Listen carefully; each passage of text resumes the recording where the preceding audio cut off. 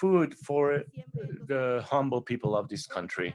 Robert Daza, December 2020. Since we decided to organize as farmers in Colombia, our activity has been framed within unique characteristics with a class struggle position, anti-capitalist, anti-imperialistic, solidary, with a sense of a brotherhood and international struggle. We have fought against concentration of land mega mining, free trade agreements, militarization of rural territories, forced eradication of illegal crops, the criminalization and stigmatization of the peasantry movement and the social movement. Our struggle has been for the recognition of the peasantry as a subject of rights and the territories of the peasantry. Historically, there has been insufficient action with respect to recognizing the peasantry's rights, to the extent that it has understood farmers as a function based on their productive role rather than people with their own culture and practices. They have been demanding the recognition of the existence of the peasantry. Although agricultural work is understood as one of its components, it is not the only one, and it incorporates other cultural elements. They have also struggled to consolidate a political proposal for land and territory and the materialization of food sovereignty. And so the territory struggle for autonomy and self-determination, fight against the genocide of the popular class, effective participation of communities of small and traditional miners in the development of a mining policy for the defense of water. Therefore, we are resisting in the territories and we're protecting the peasantry's cultural and identity. We are building life plans. We're building a farming and popular feminism. We are aiming for the integration of the peoples. We are mobilizing. We are building memory. We are planting food. We are living our stories. The dispute for the territory and the construction of cultural and socioeconomic alternatives are political aims that seek to generate deep social transformation. The Colombian peasantry has been the constructor of territorialities where culture is materialized, food production, identity, the relation to natural resources as a part of the identity of the peasantry. We have also organized as mingas, agricultural meetings. We're organized under cooperatives, associations of women and youth.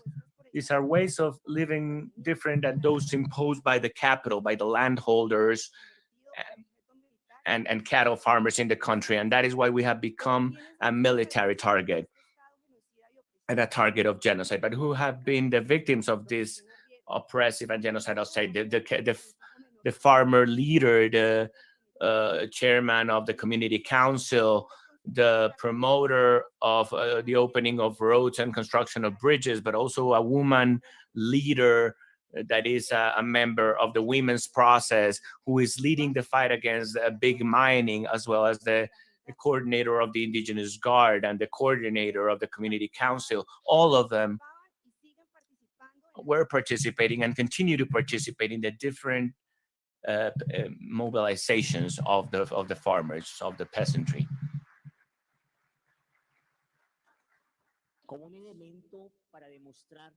As an element to prove the genocidal process in Colombia is what we call the intent or a special willful misconduct, how to prove a genocidal process against a group selected by the oppressor. The construction of a negative otherness has been developed through different strategies, among which are the understanding of the internal enemy structured by the national security doctrine imposed to Latin America, genocide and genocidal practices against the peasantry, within this technology of power would not have been as efficient if in Colombia during the 50s and 60s, the national security doctrine of internal enemy had not been consolidated. Professor Miguel Ángel Beltrán, who is here, points to the bombing of Peñarrica, Tolima in 1955, where the Colombian Air Force bombed with napalm and established concentration camps against farming communities of eastern Tolima during the dictatorship of Gustavo Rojas Pinilla. One of the episodes that promoted the construction of the notion of an internal enemy in Colombia. The doctrine of national security in Latin America maintained the idea that based on the security provided by the state, you can guarantee the security or the safety of society. And they considered that to achieve their target, they needed military control of the state. One of these strategies was the excuse of the existence of an internal armed conflict to include the population in militarized territories, particularly farmers or peasants, into persons killed in action with no distinction between combatants and non-combatants. Another one is as expressed in the regulatory body, the genocidal processes applied in existing societies, such as the Colombian case, which seek to modify the relations of autonomy and facing terror, proposes to ideologically transform survivors, whether by disarticulating the counter-hegemonic organization or by controlling the members of certain target groups and the rest of society. The physical and symbolic destruction of the peasantry in Colombia has taken place through a rational process, through the development of a set of standards that prevent democratization of the land. At the same time, from the legislative branch, they approve laws or enact laws that favor capital and multinationals. As by way of example, we will just cite three standards, but we can see the discrimination and we can prove intent. Law 1776, whereby we create the areas of interest for rural, economic, and social development, CIDRES. In this respect, we must indicate that this law goes against the principle of democratization of agricultural property. It also perpetuates the accumulation of land in favor of those who have the great capital, thus causing great harm to the peasantry. Second, Law 1941 of 2018, that established the future areas, creating a strategy of territorial control through the intervention of and focalization of programs, plans, and state resources in territories that require a unified, interagency, coordinated, and sustained action by the state. These are 5 future areas located in the Nariño Pacific area: Catatumbo, Bajo Cauca, South Córdoba, Arauca, and Chiribiquete, and nearby national natural parks, so that in each of them there's a direct delegate of the president, and they are the ones who are responsible for promoting different actions of the national government. We're talking about the Duque government. We are talking about Article 268 of 2019, whereby they create the special social and economic areas for La Guajira, Norte de Santander, and Arauca regions. On the other hand, we must point out that on December 17, 2018, the General Assembly of the United Nations adopted the Declaration of the Rights of the Peasantry. And the Colombian state, once again, showing how it despises peasants, has abstained from voting these principles. This clearly shows that the Colombian state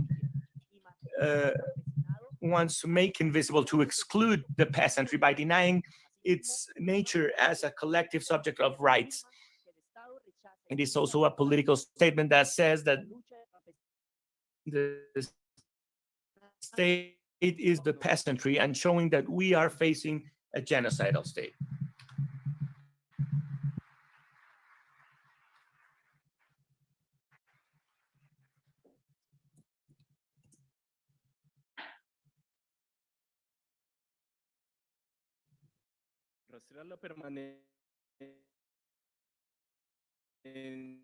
Specific context, which seemed to be arbitrary at the beginning, but it's important to look at the thousands of people, voices.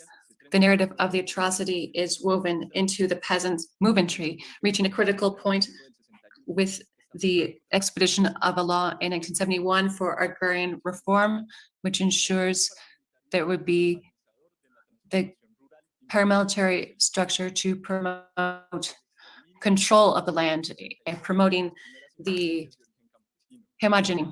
In 77, we see the arisal of the peasant organization, that we see that the peasants are becoming more aware, and we see that there is a legalization of the paramilitary structure in 78 in response to the organization of the peasants. We have the Anuk with a vast population that carries out the civic strike of 1977. In 1981, we see an increase of attacks with the massacre of the Caños family and attacks against the Anuk in 1982. In 1987 was the first Congress of Anuk UR, showing the precarious nature of the rural population, which leads to 1988's strike. This strike responds to the disappearance and murder of members from the 15th Brigade, the rupture of the Coffee Pact in 89 leads to a generalized crisis in the rural area. And so this decade is marked by the assassination attempts against members of the NUC, legal raids of their offices, attempts to criminalize them, and many other attacks. In 1994, we see the association of the ANUC organization, and some of its offices are declared to be already extinct at that point. There was a mining code that was issued in 1996, rejecting the paramilitary incursions in the region. And it was the response from the government with political and social and economic blockade, which continues through the 2000s, as well as a massacre and assassination attempts against the spokespeople of the movement. In Cairo, there was a mass mobilization where the 12,000 peasants who blocked for 26 days the Pan American Highway,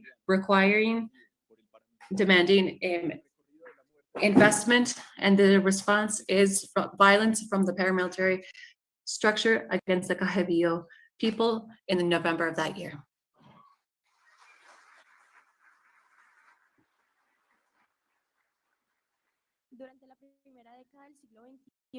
During the first decade of 2000, the violence did not end. For example, the massacre in Tibu and also the judicial persecution. This is shown in cases such as Heroic Operation in 2002 in Arauca and the judicialization of 2,000 leaders in Arequipa in 2006. Also, there were different regulations that allow for the stigmatization and arbitrary use of force against peasants, such as Decree of 2002. However, there is a response from the peasants, and they look to maintain their resistance in the region by mobilizing, such as the indigenous strike and 2010 actions. And so the international courts, they were able to present different cases, such as before the Inter-American Human Rights Court, and looking at the state responsibility in the Rochelle massacre. In the second decade of this century, we see an increase of massacres using different laws. And we see that once again, there are detention against the resistance, such as the leaders of the air gang coordinator, Roberto Dazo, Teofilo Junio, in 2019 and 2020. The fight for the land and the construction of alternatives in the region has been an ongoing struggle. The grassroots organizations continue creating political proposals to create social transformation, and these individuals have faced systematic attacks from the state as an effort to carry out cultural and social control. Today, there's ongoing resistance from the peasant community, which mobilizes for a dignified life throughout the national territory.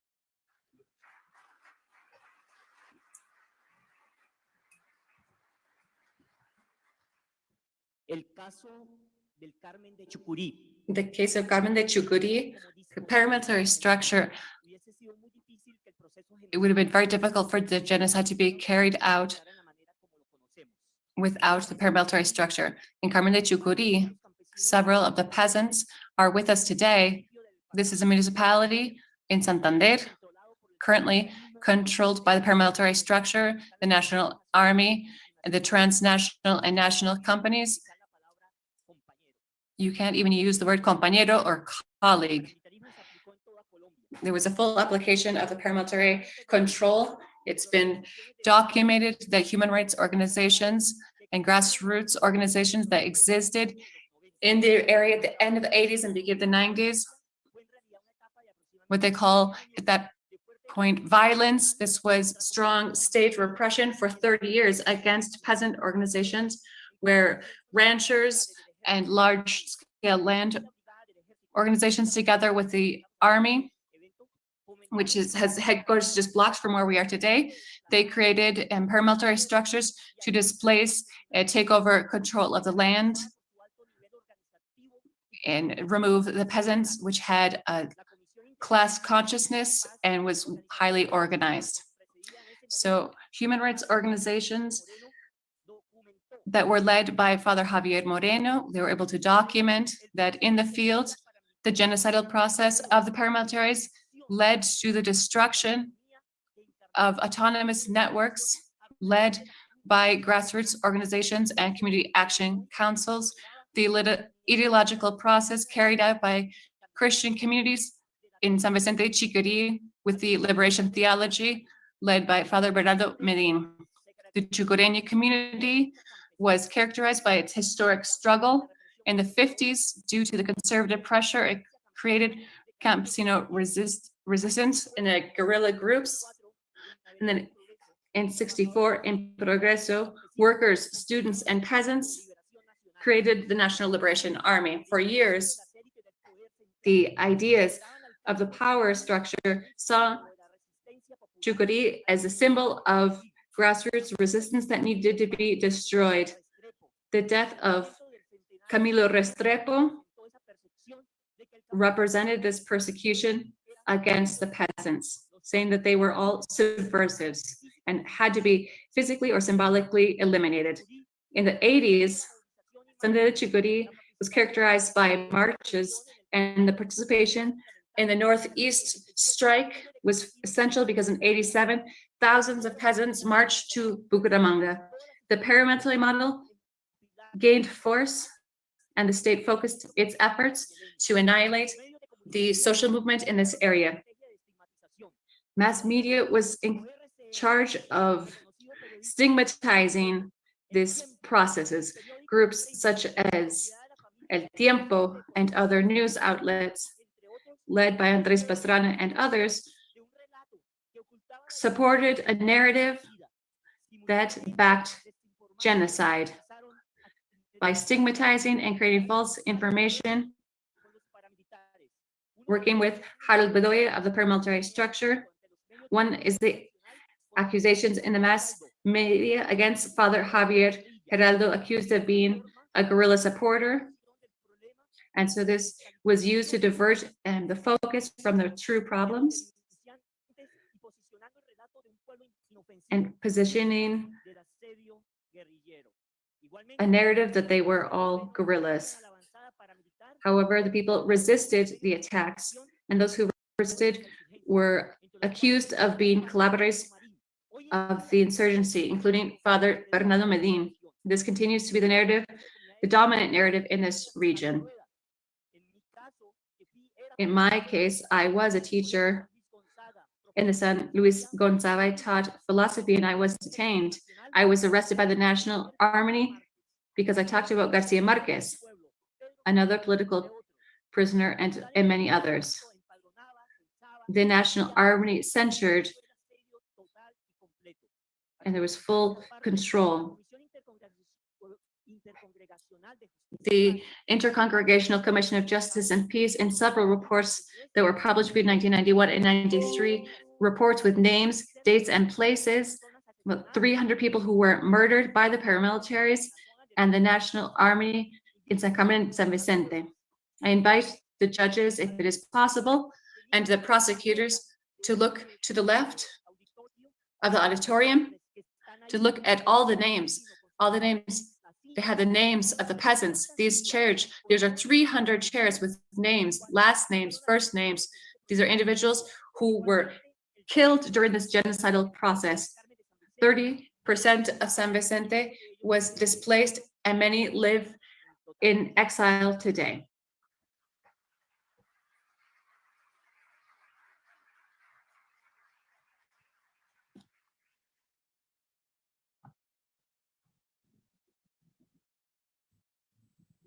Dentro de las formas sociales So perpetradas, within the social actions carried out by the oppressive groups against those oppressed, we see 9 strategies: a physical, symbolic extermination, stigmatization, ideological stigmatization, criminalization, social exclusion, economic exclusion, and attack against the identity of the peasants. We're going to focus on 4 of these methods to exemplify how they've been used throughout the country.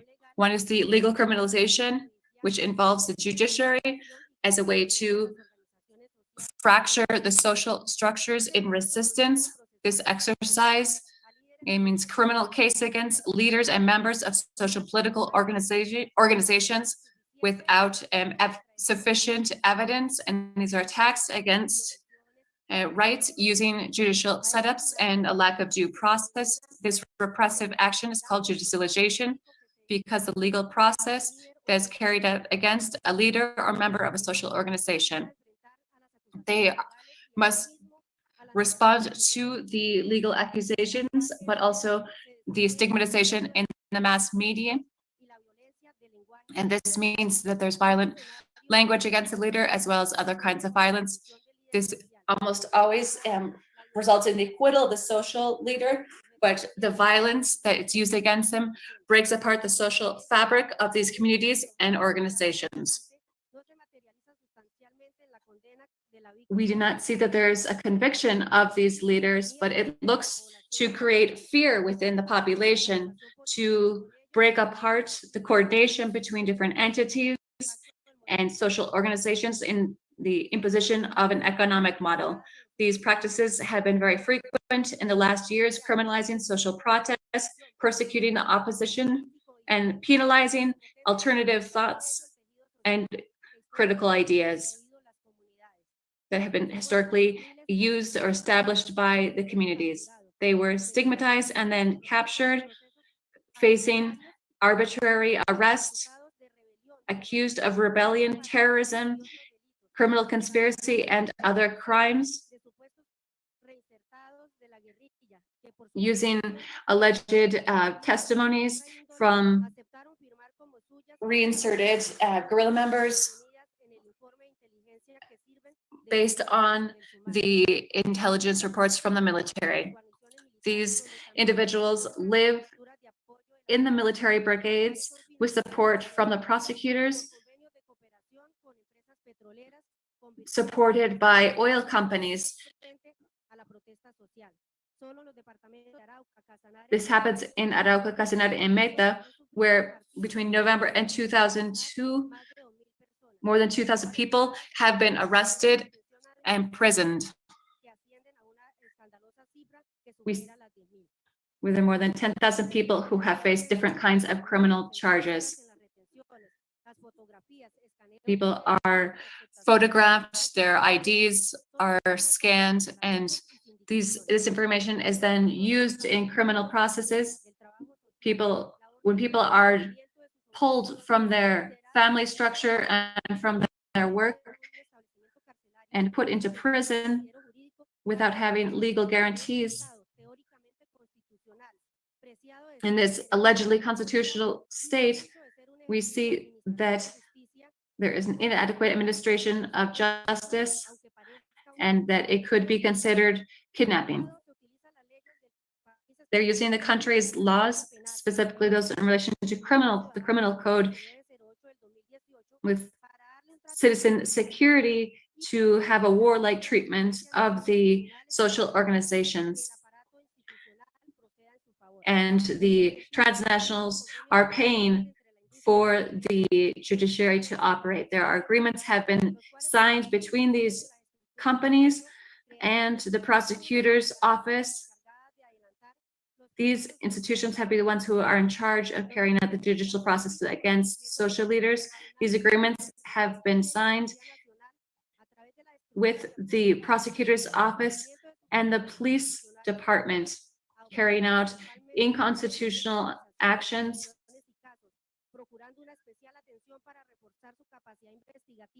to allegedly increase their capacity to carry out investigations, that specifically actions that impact the economic interests of these companies when there are alleged attacks against their infrastructure, kidnappings, social protests, and others that impact the operation of the oil companies. Also, there are other agreements that directly finance the Ministry of Defense and the National Army. Based on these agreements, these entities are used to persecute the alleged enemies of these companies. So the communities act to defend their rights and their territory, and so a mobilization is seen to be an obstaculization of the operations of these companies. And then they can also use the concept of kidnapping when people aren't able to travel along the roads, and they're considered to be an attack against public servants. When community members participate in different actions to protest the infrastructure, they are categorized as terrorism and other charges. Since 2018, we have seen an increase in this strategy, and there are already at least 40 social leaders from Arauco, Casanare, Mete, and Norte Santander who are under control of the regime, specifically those who are spokespeople for their communities in the different activities, protests, and dialogue with the state and the oil companies.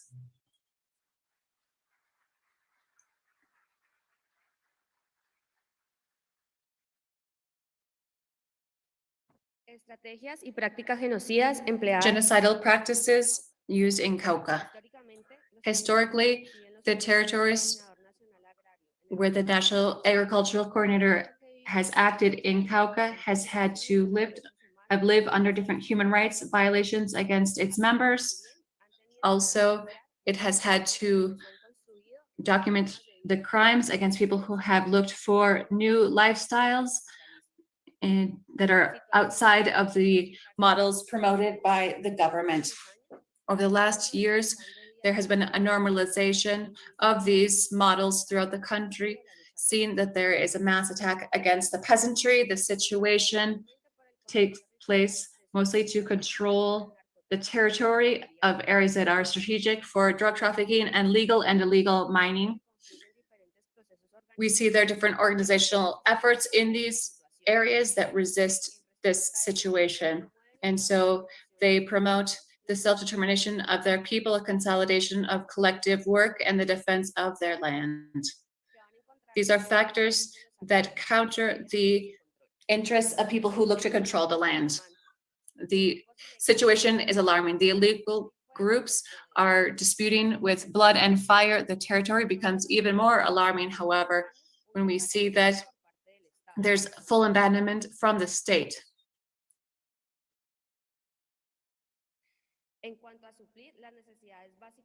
In relation to fulfilling the basic needs of the population, we also see evidence in multiple denouncements carried out by the communities, a notable connivance between the illegal and legal groups present in the territories. That is to say, the work and coordination of armed groups such as the FARC dissidents with paramilitary groups financed by the government.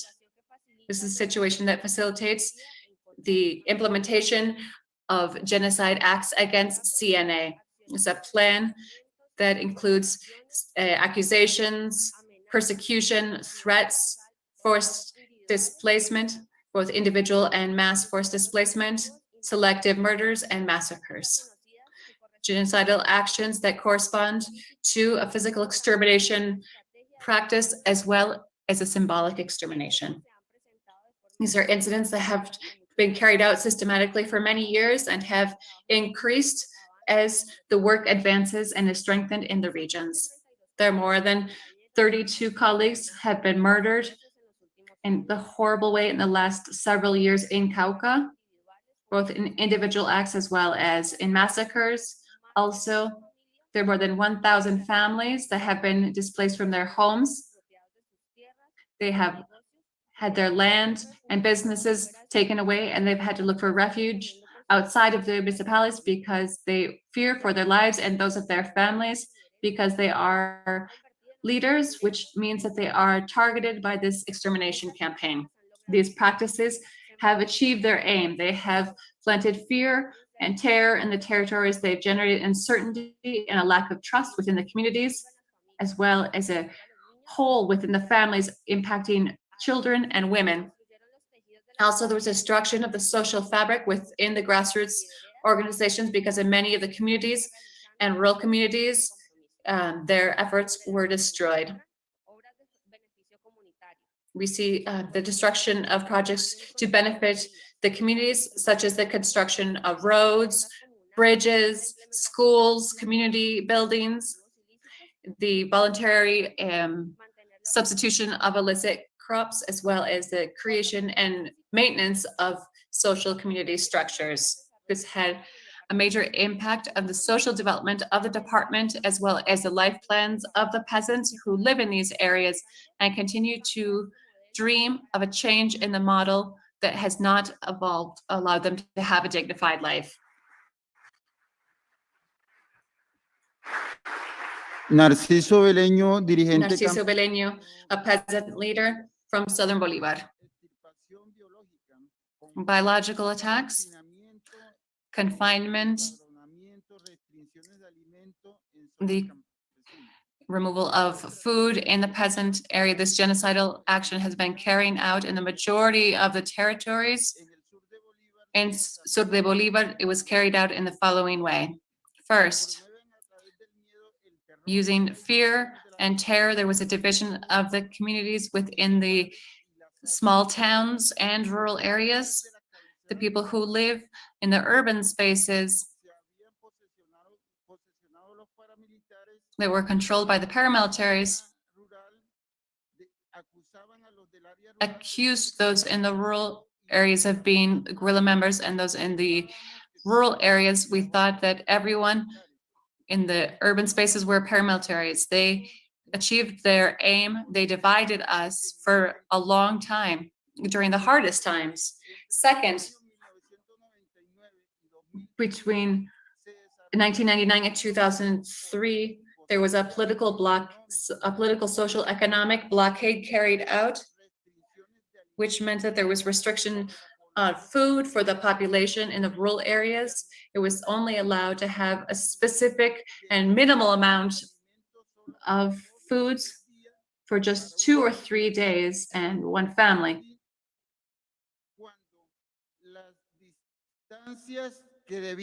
When the distance that we had to travel was at 4 days to buy food. They used the argument that all extra food was for the guerrilla. There was also limits placed on input and tools for work. If we had, a couple sets of boots, a flashlight, or batteries, this could be considered a death sentence. In the same way, medicine was controlled, and there were restrictions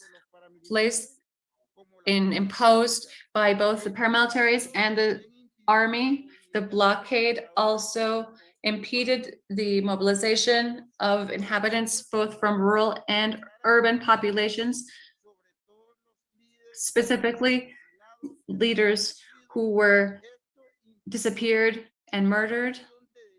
And this stopped the possibility of being able to file complaints about the extermination that was taking place in the region. It also facilitated that small-scale miners.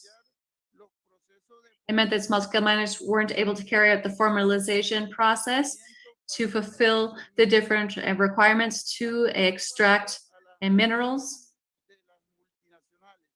opening up space for the multinational companies.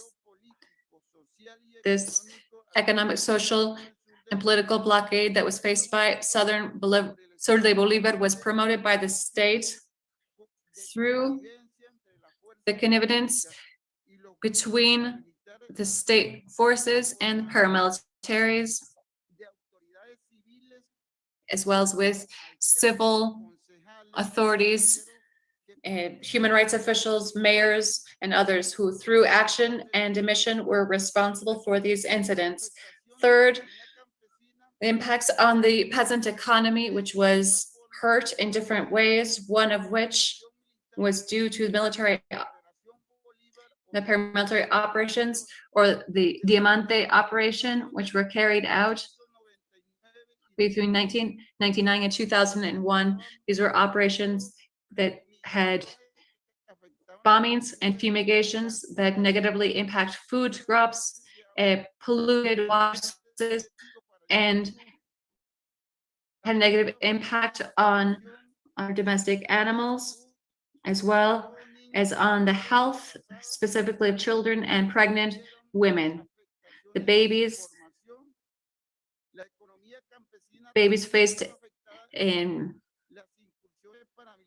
were born with different deformities.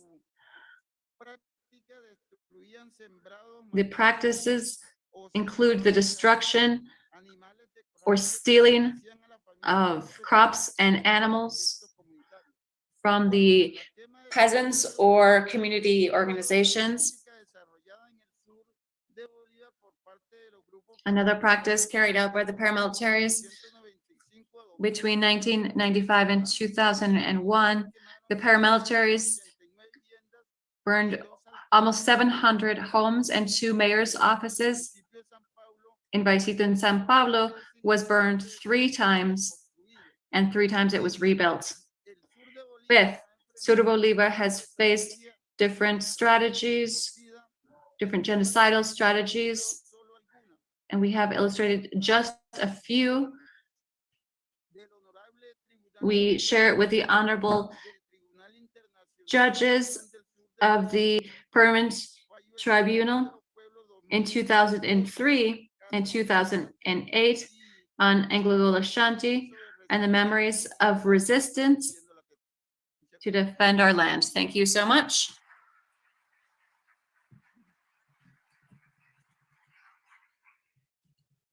Choguesua Níquez, Choguesua Furas, Choguesua Chas, Choguesua Fiscalía y Jurado. Mi nombre es Martín, hago parte. My name is Martin. I'm part of I come from Casanare. I don't have much time, so I'll try to summarize. I am officially submitting this publication where we fully explain or describe how extermination has taken place in Casanare of the peasantry movement by the government, the army, the paramilitaries, the mafia, the landholders, against a movement that used to be a majority and drive the other parts of the social process. On the other hand, I am delivering agreements between the Ministry of Defense and the BP, and we are saying that repression in Casanare has been caused by the great capital. In this case, the more than 300 out-of-court execution, more than 2,000 people disappeared, and 200 banished and or others imprisoned. In this case, the money went to the BP, went to England, and the victims were left for us. Thank you very much.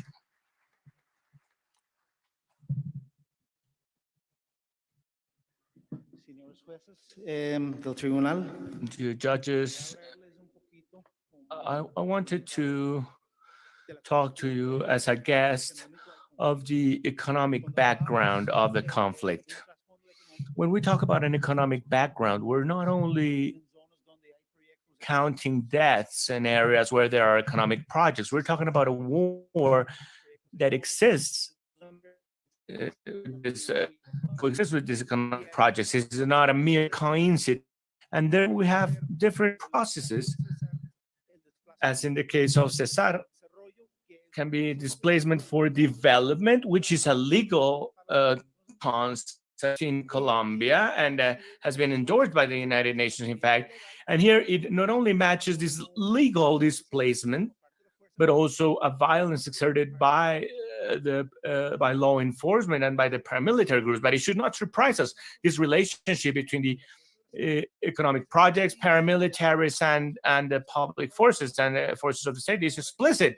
Salvatore Mancuso has recognized that all the oil people in Casanare, as he said, were paying taxes, as he said to him. I had the opportunity of interviewing the political leader of the Martin Llanos group, and he was very clear about his work being making life hard for those people who made life hard for oil companies. And he put it in that context. So, of course, not always the intervention of these groups is as explicit, but in the case of Southern Bolivar region in the 90s, when they were looking for the mines, in one of the incursions, they beheaded the leader, Juan Guerrera Camacho. They played soccer with his head and put his head on a stake. And they told the community, we're coming for the mines. Such an aberrant event cannot be understood outside a political and economic context. In the 90s, in Latin America, countries were changing their mining codes, including this country. President Samper, also a mining entrepreneur, he adopted the new mining code. The person in charge was Luisa Fernanda Aramburu, who then became part of the board of directors of Anglo Gold Ashanti in this country. That is the context of this violence. Also, when the Constitutional Court removed the code of Samper, the also mining entrepreneur and president of the country drafted a new code, which is the one in force. From that, we have the protests of the peasants and an agreement with the Pastrana government, where the community agreed to say no to mining and no to African palm. However, 1 year after that, they killed 500 leaders in the area. What do we have? Mining companies and also African palm. And that these are crops, and this is an economic process that we see all around us to paramilitary activity since 1995, when Fede Palma publicly exhorted the Colombian government to kind of bug out the unions when the paramilitaries go into Catatumbo in 99 with great massacres in the municipality of Tibú. There was not one single palm. Today, palm trees. Today, there are 24,000 palm trees. And there's no coincidence. In the ceremony of demobilization of the paramilitaries in Camp 2, Governor Morelli said that this is the birth of a new Catatumbo. And he was talking about African palm and also an open sky mine of 70,000 hectares. Today, 10,000 of these hectares of this open sky mine have been approved. So this is not like we are freed from the influence and then come the economic projects. No, these mines were planned for in the 90s. These are from the 90s. They have been going through this approval process through the long process of violence. I won't take too long. We will also submit certain texts on this. But what we should be very clear about with respect of all this economic process in the regions is that without this violence, none of these economic processes would be there. So there needed to be a war for these processes to arise. And in that context, we can explain many of the deaths, not only in these regions, but in many other parts of the country. Thank you very much. Thank you. We want to remind you that the tribunal has been given the material that support all these events, all these figures, and we will make sure that you receive them, Mr. Secretary. I believe you have the floor. The responsible for the genocide process against the peasantry in Colombia. Even if in international law we apply individual responsibility, it is necessary to identify the institutions and groups that have contributed to this genocidal process. In the actions within the genocide, the responsibles acted in an articulated manner against the peasants with the purpose of systematically exterminating and clearing the interests of the major capital and the ruling class. We state as the main responsibility and the determining factors of this policy, the government of the United States and the European Union, as determinants of the economic, military, social, and political policies in our countries. We also state that the capitalist state is the main genocidal actor that attacks the peasants in the territories.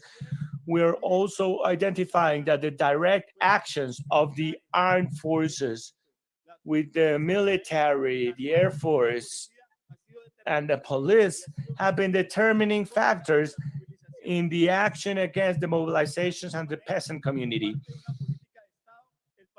Also, as part of a state policy, paramilitaries have played a main role in the actions against peasants, such as political extermination. Finally, we must identify multinational companies, as some other colleagues have said, that are displacing people into territories and acting against the communities. But we must also state also that there's no genocide without the decided action of the media, who in the end can put their eyes on the communities, on the leaders, on the political aims, on the activities of the communities that are organized for the defense of life and the territory.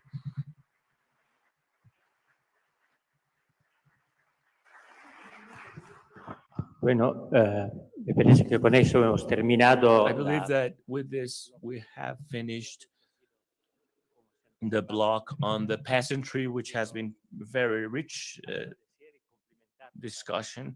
I want to reaffirm the intention to maintain a coherence in the presentation of all these aspects of the problem. We have a little bit of time, precious time, to ask the judges of the tribunal who have listened despite some connection problems, whether they have any questions. Whether you have any questions about what has been explained or presented so far. Does anyone? Bueno, si hay preguntas que se pueden proponer directamente. There are questions. Let me see whether it's possible to deal with them now or later on, particularly on this issue of the peasantry. If you will, I have a question. Right, Esperanza Martinez.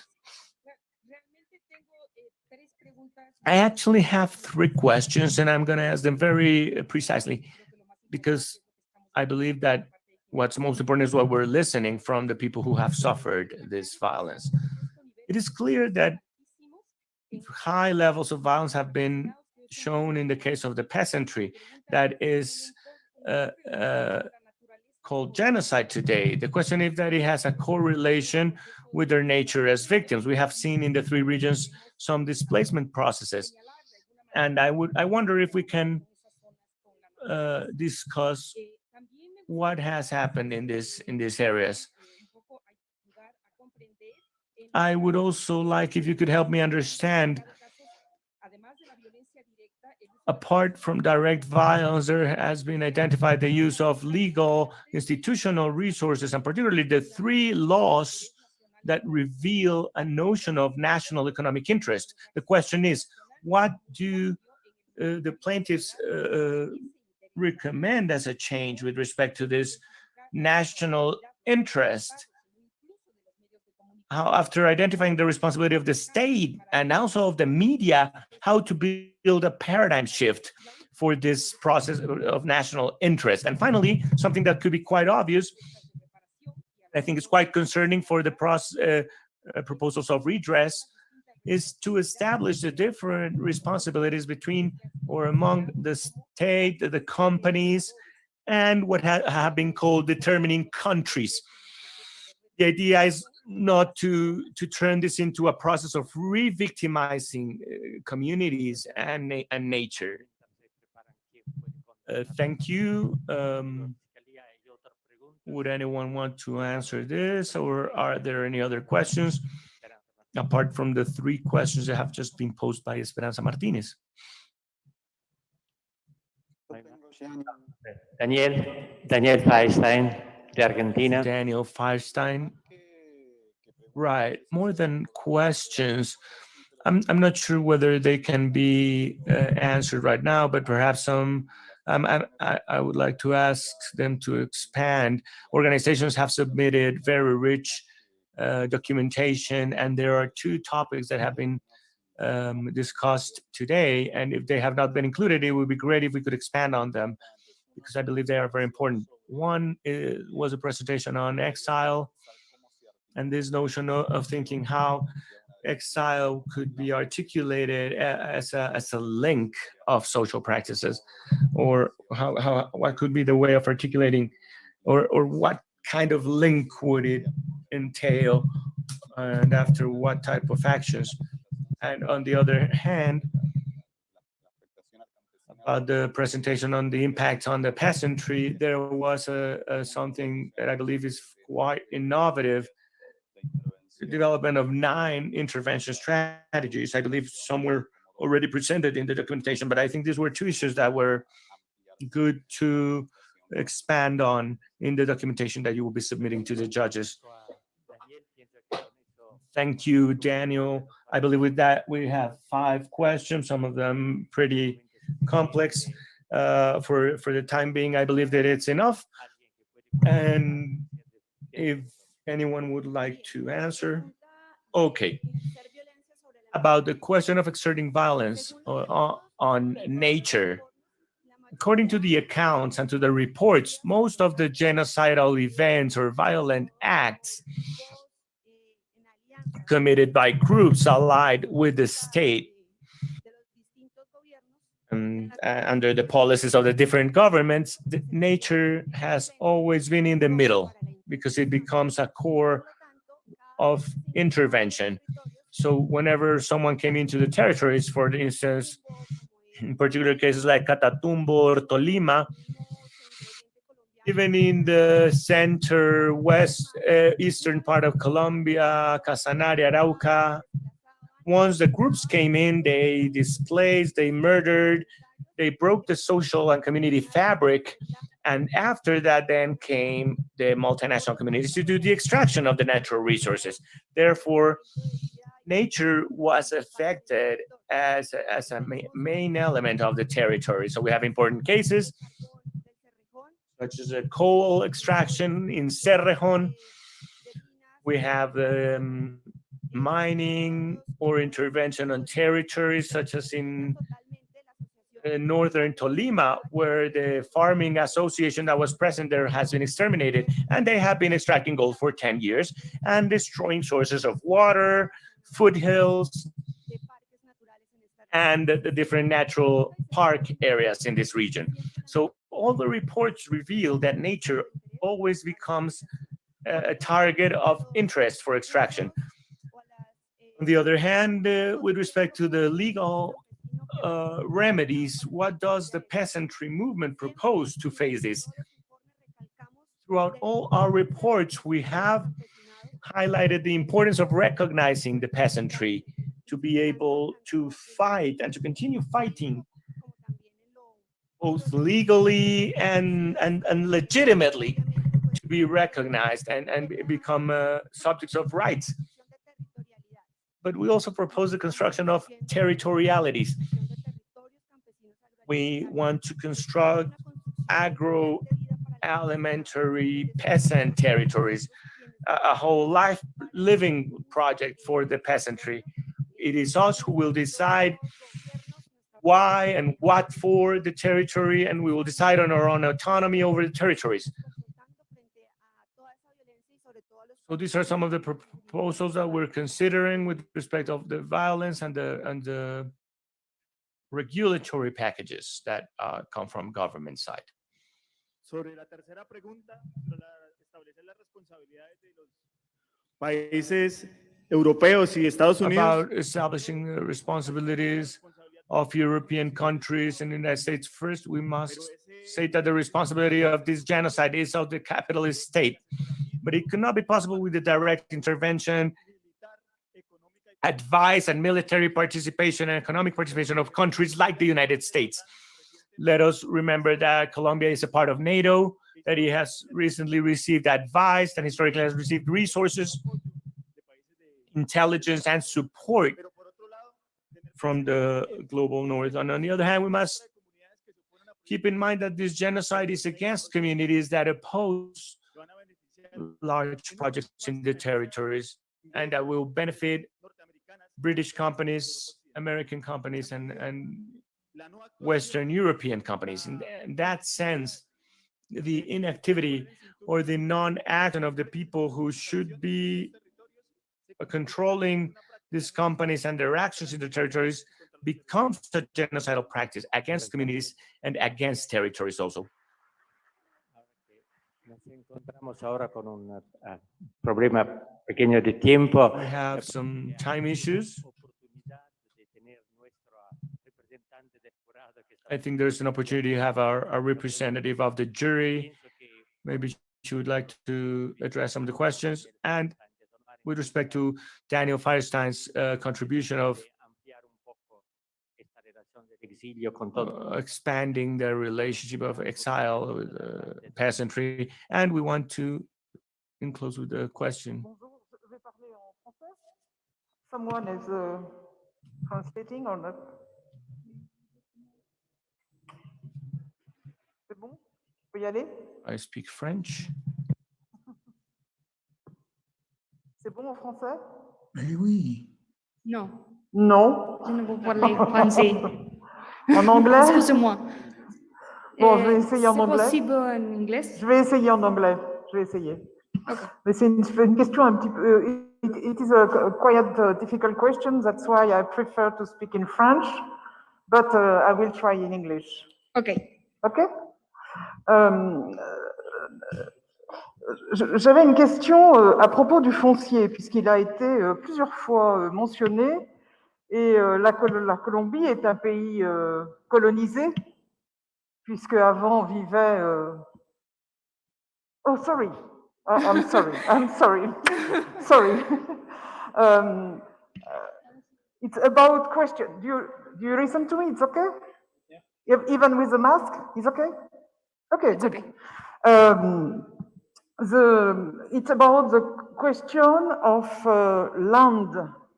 land property, because Colombia is a colonized country, and before the colonization, there was indigenous living there, assuming their land territory, the food alimentary, etc., with tradition, etc. And then, when the European arrived, they destroyed all this kind of life, Colombian life, if you want. And For me, the question is, until now, as this land was stolen by the Europeans when they arrived, they stole the land and they killed the people. They committed a genocide against indigenous people, and they stole the land.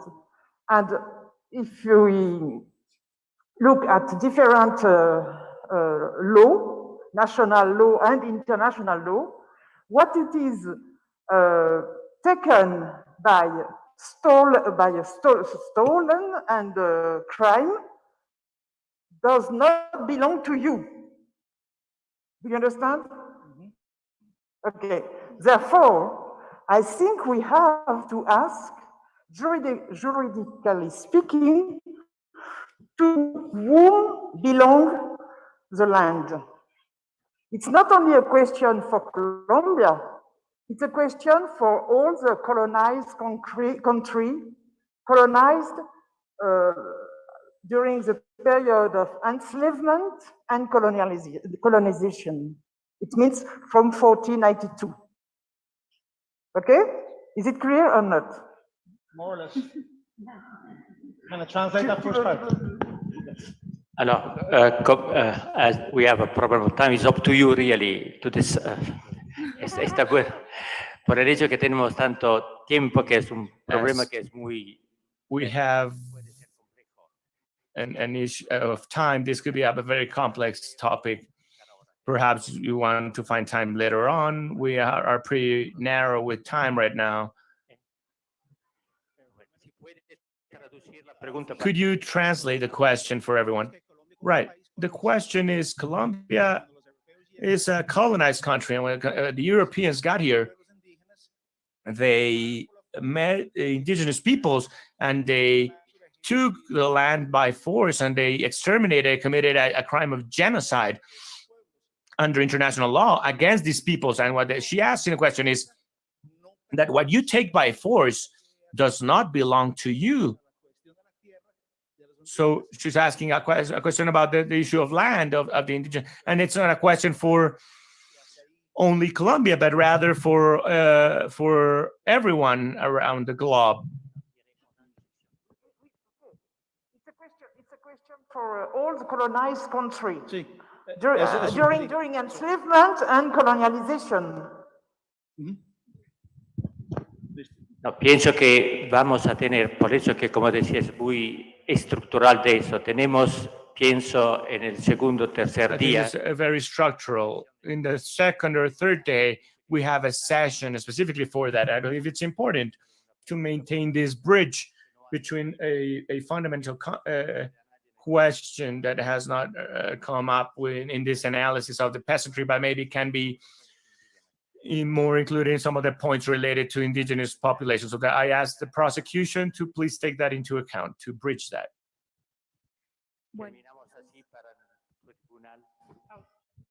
We will now, with this, we conclude the Q&A session. For reasons of time, it's very hard to try to respond to all the questions. However, what we will do is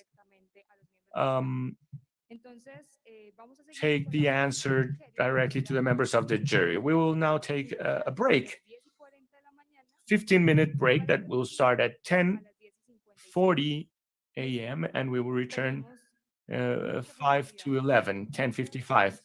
Please be on time in returning to the auditorium. We have statement from Maria.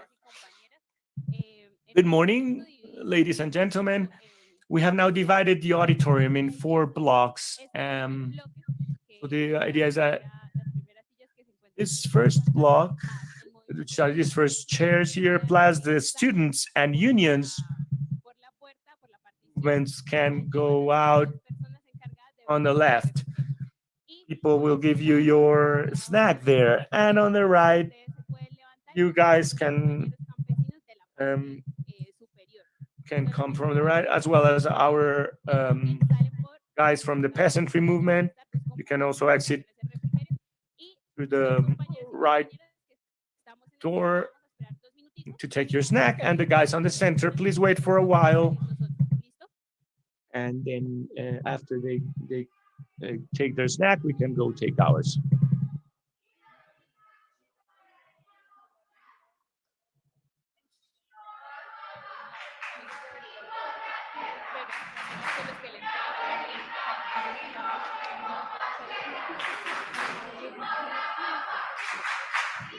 ¿Esta no la vamos a editar entonces? No, porque es que el problema es que es muy probable que los que se les entrega acá salen por allá y se van a quitar. Pero lo logramos. Sí. Primero vamos a editar estas centrales. Okay, no, because for me it's really it's a main question. Yeah, it is very important, and I think as a judge, the TPP we have to transfer. I believe that answer, we have one answer, but the other person.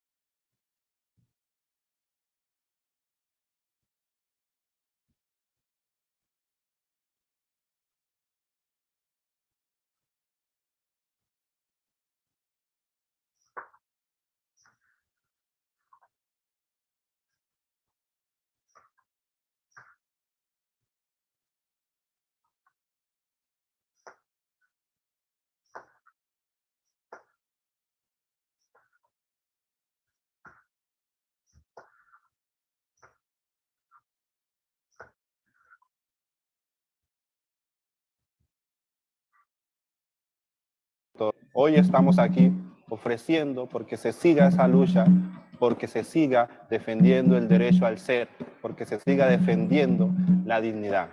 También haciendo un llamado a que los pueblos, a que el Estado reconozca el daño que ha hecho a las comunidades negras, el daño que ha hecho a las luchas, el daño que ha hecho a todos nosotros. Hoy ha generado un gran genocidio contra la dignidad, contra lo que somos como comunidad. Las masacres, la destrucción, los modelos educativos que están en contra de nuestras vidas, todos los megaproyectos. Listo, entonces las personas que están ubicadas en el bloque del centro, quienes quedan, pueden salir ya para recibir sus refrigerios por las respectivas salidas. A vivir en nuestros territorios. Estamos aquí acompañando desde las corrientes espirituales, desde nuestros orillas, nuestros ancestros. Ofrecemos a nuestra Madre Oshun que acompañe a cada uno de nuestros hermanos, que le dé sabiduría para que sigan luchando, para que sigan resistiendo, para que sigan generando esa vida que nosotros queremos. Estamos aquí porque queremos vivir en paz, porque queremos vivir sabroso. Por eso animamos a que sigamos caminando en el camino de nuestros ancestros. Acompañamos y llamamos a cada uno de esos ancestros que han muerto por esta lucha. Acompañamos también a los procesos que han venido generando resistencia, porque resistir no es aguantar y porque el pueblo no se rinde, carajo.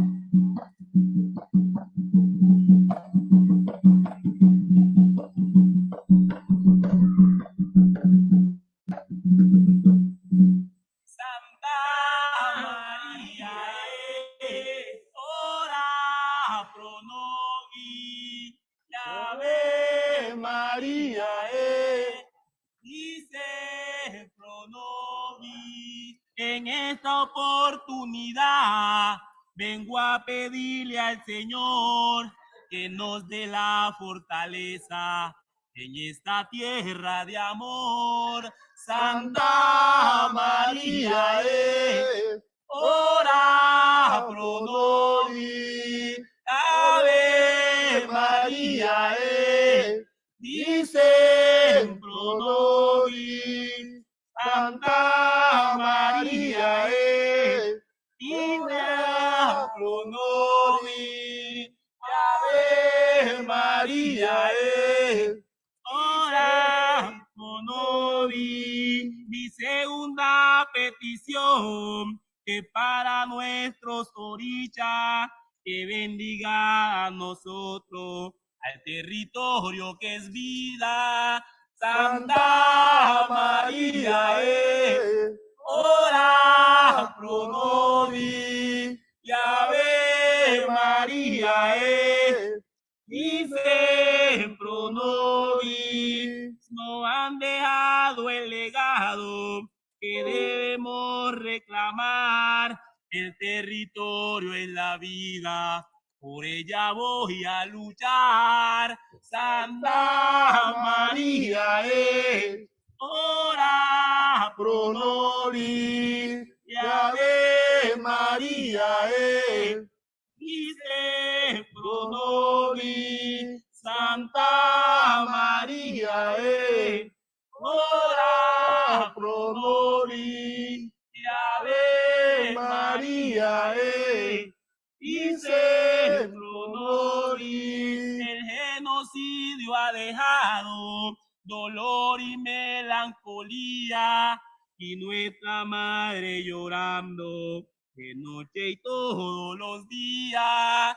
Santa María, ora pro nobis, y Ave María, dice pro nobis.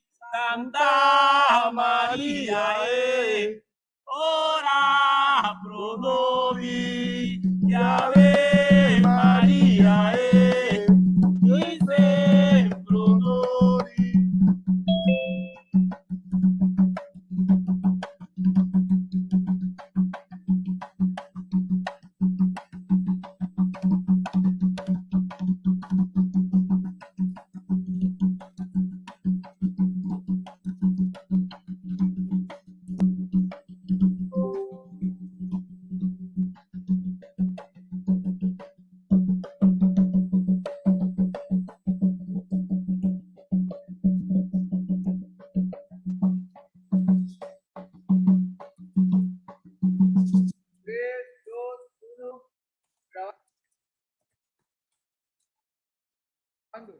El proceso de comunicación.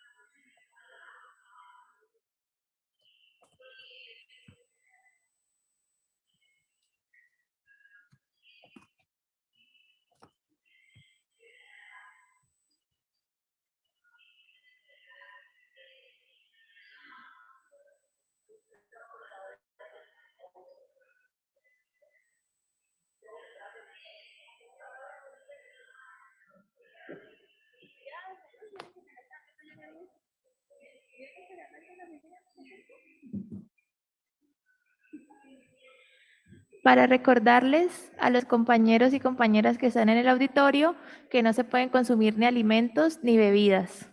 Muchas gracias.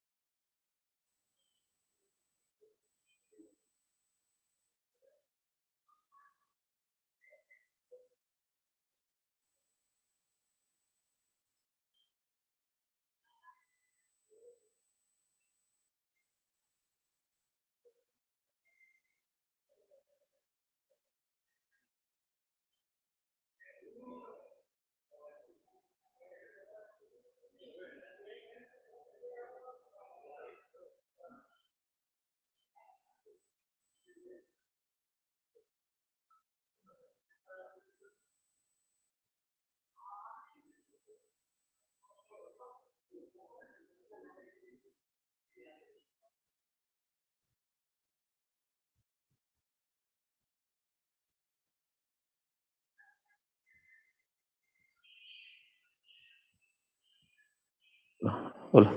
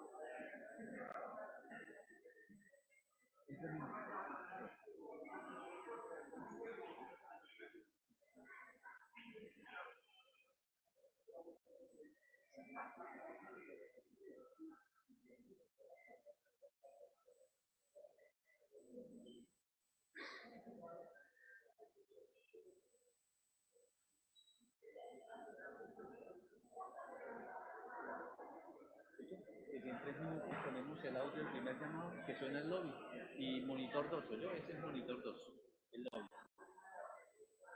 A su canal le abre monitor 2, el lobby, primer llamado. 3 minutos. Ya comieron. Vale, listo, listo.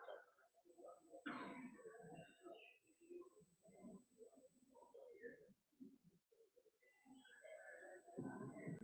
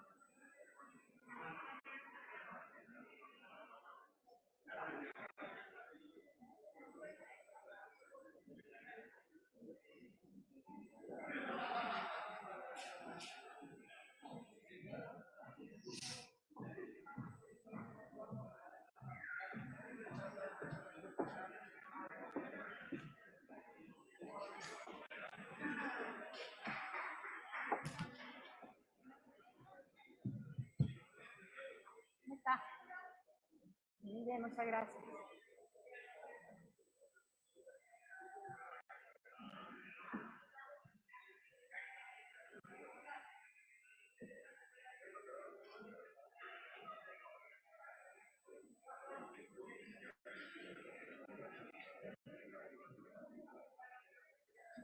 Iván, te mandaron eso.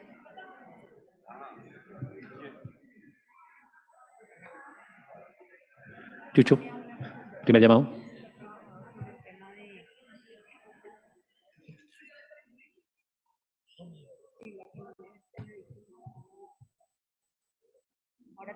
Sala y lobby.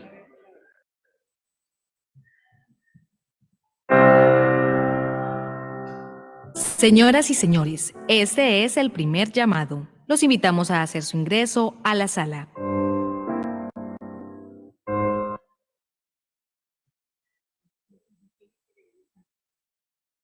Comunidades Negras, PCN, saluda al Tribunal de los Pueblos y acompaña en este ritual las luchas de resistencia y reivindicación de nuestros derechos.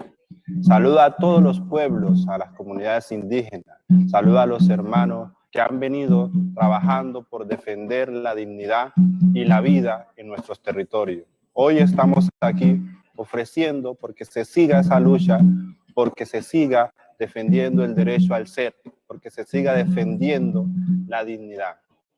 También haciendo un llamado a que los pueblos, a que el Estado reconozca el daño que ha hecho a las comunidades negras, el daño que ha hecho a las luchas, el daño que ha hecho a todos nosotros. Hoy ha generado un gran genocidio contra la dignidad, contra lo que somos como comunidad. Las masacres, la destrucción, los modelos educativos que están en contra de nuestras vidas. Todos los megaproyectos que existen en nuestros territorios están en contra de la dignidad de los pueblos. Por eso exigimos justicia, por eso exigimos igualdad, por eso exigimos derecho a vivir en nuestros territorios. Estamos aquí acompañando desde las corrientes espirituales, desde nuestros orillas, nuestros ancestros. Ofrecemos a nuestra Madre Ochun que acompañe a cada uno de nuestros hermanos, que le dé sabiduría para que sigan luchando, para que sigan resistiendo, para que sigan generando esa vida que nosotros queremos. Estamos aquí porque queremos vivir en paz, porque queremos vivir sabrosos. Por eso animamos a que sigamos caminando en el camino de nuestros ancestros. Acompañamos y llamamos a cada uno de esos ancestros que han muerto por esta lucha. Acompañamos también a los procesos que han venido generando resistencia, porque resistir no es aguantar y porque el pueblo no se rinde, carajo.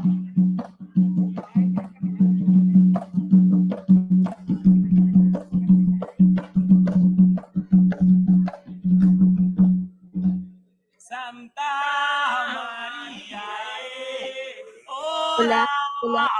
Mientras estamos, no sé si alguien... Ave María, Segundo llamado, Chucho. en esta oportunidad vengo a pedirle al Señor. Segundo y tercero, Chucho. Que no... Second call. Please return to your seats.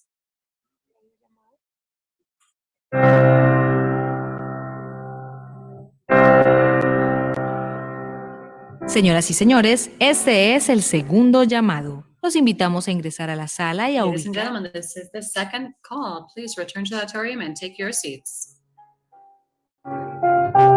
Vamos invitando a los compañeros de bloque sindical y We estudiantil invite the colleagues from the union and student bloc to prepare themselves.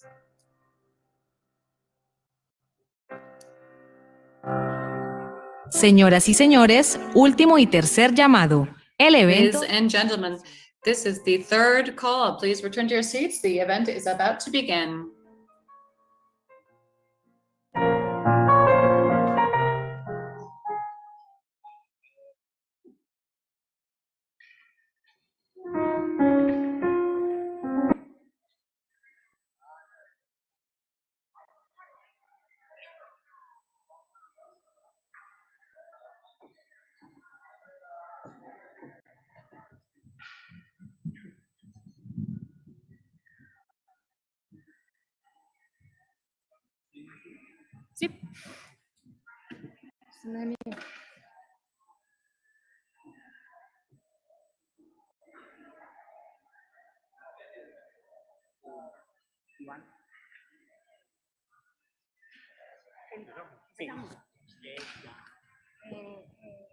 Seguimos con el segundo bloque. Mira, Sí. el de Sí, sindicato. Ay, sí.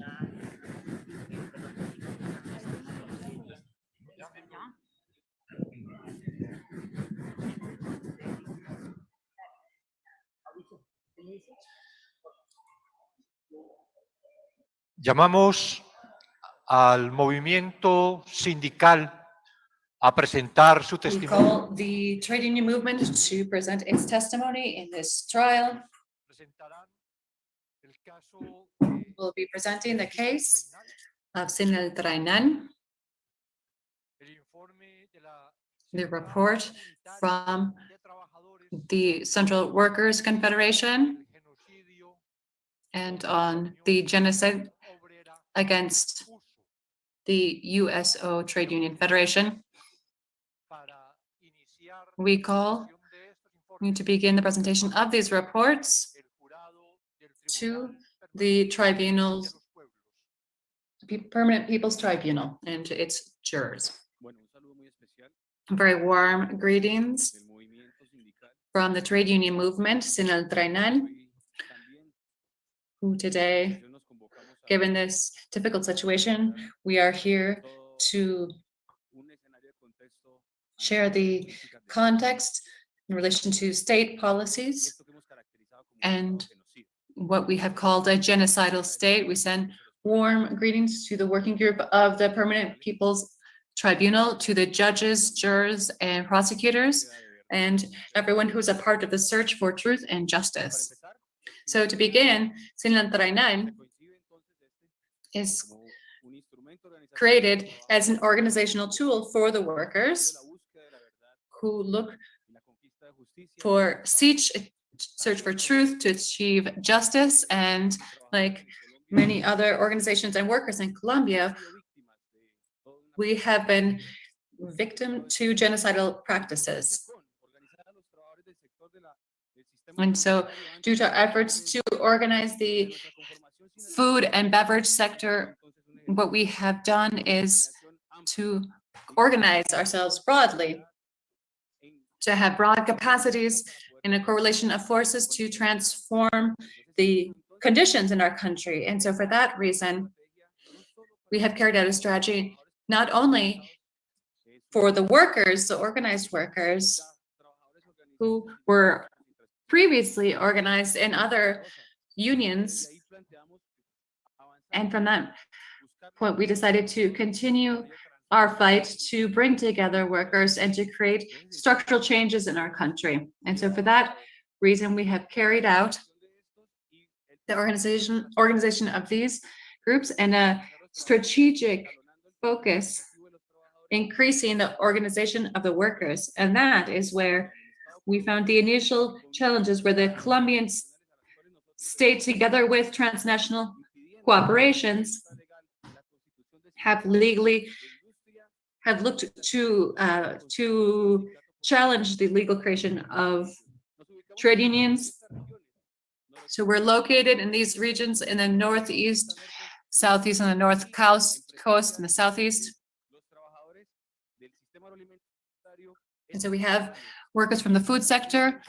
We have all of these 32 chapters distributed throughout the country, of which, and due to the genocidal practices against the trade union movement and the structure of the characterization of the group with a national structure in the areas, departments, etc., we have proposed a struggle of the workers.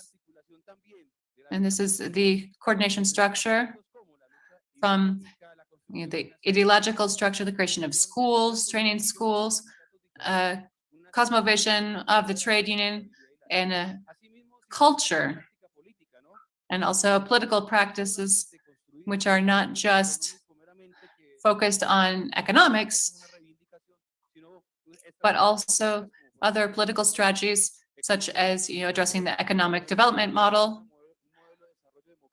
and a democratic development model that looks to generate proposals with the workers and other sectors of the population, including other elements that have the aim of creating coordination between the people's movements.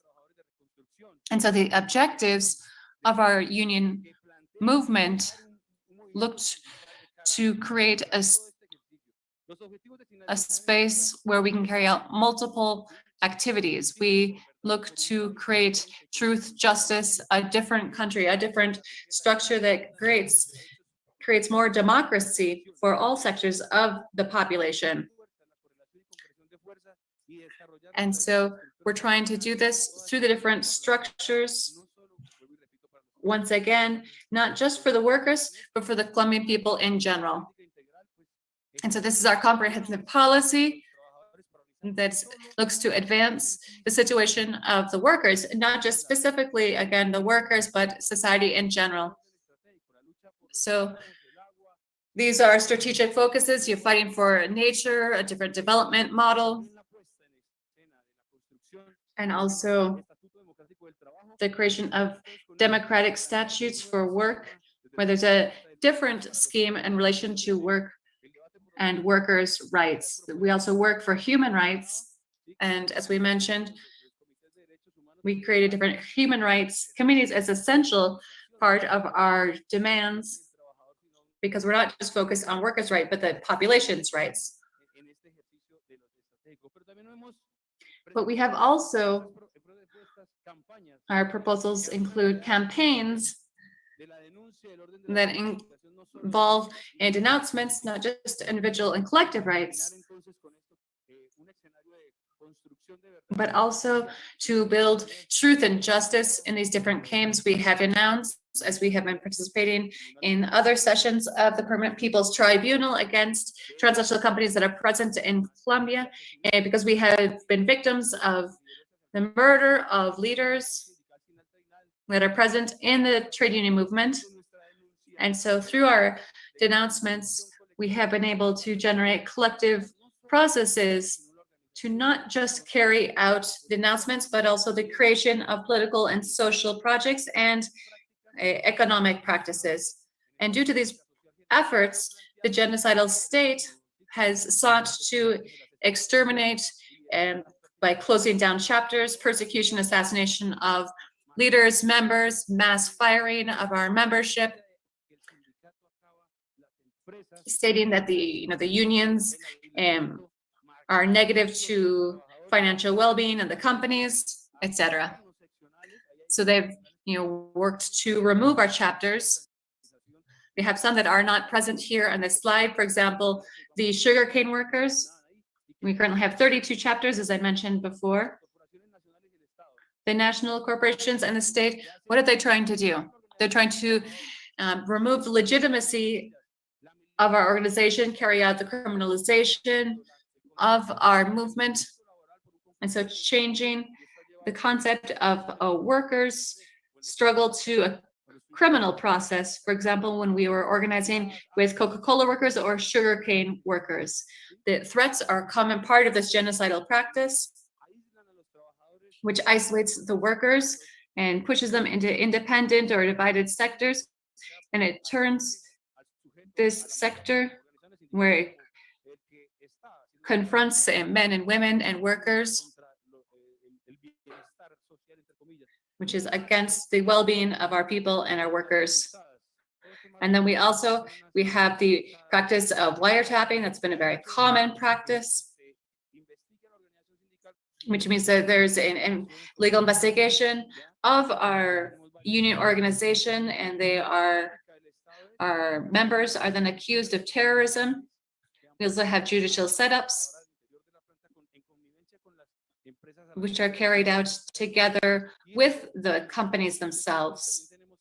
And in relation to the extermination, as I mentioned, we have the wiretapping, and also our offices have been destroyed to remove the identity that we have as Sesión del Tribunal, and campaigns that we have carried out. For example, the tie that they want to break, or that they're trying to say that the trade union movement is part of the Colombian insurgency, which means that we are attacked by the paramilitary structure, and it legitimizes those attacks against us. For decades, we have experienced these genocidal practices beginning in the 80s, where we see the murders. You can see in the gallery, we have colleagues from Sesión del Tribunal. We have 35 murders with men and women trade unionists, and state action that allows not just to have a framework of impunity, but not even carrying out the most minimal investigations in any of the cases, not even the administrative cases. The Ministry of Labor, which is part of this problem, is archiving the cases. The judicial setups continue against us in their attempt to eliminate us. And another practice is to break apart. Compañeros detenidos. Las detenciones arbitrarias. Our structure is arbitrary arrests of our colleagues who participate in social protests, as well as the raids of the homes of trade union leaders, and carrying out the judicial setups and other actions. This always has the aim of breaking apart and destroying our union. So here we can see one of the phenomena. As the country grows and the number of workers grows, we see there's a reduction in membership and a reduction in the space, the political space of workers. So we see that this has happened through legislation that has increased the precarious nature of jobs and flexibilized worker contracts for the benefit of the companies, also in relation to the right to collective bargaining and other trade union rights. We've also carried out, multiple denouncements before the different national courts, and that's why we are here today, so that we can continue as workers to fight for well-being, for peace, democracy, and the integration of the Latin American people. Colleagues, you are witnesses to this hearing.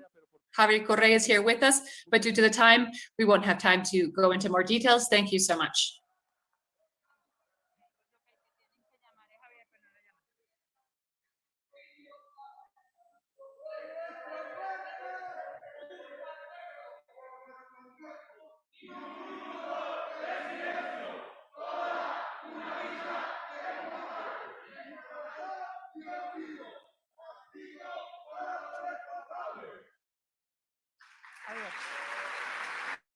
¿Sigue Javier? Ah, listo. El informe de la firma. ¿Cómo está? Sigue, por favor. Ya lo necesitan. Ya. Es que lo hizo en bloque. Muy buenos días. Good morning.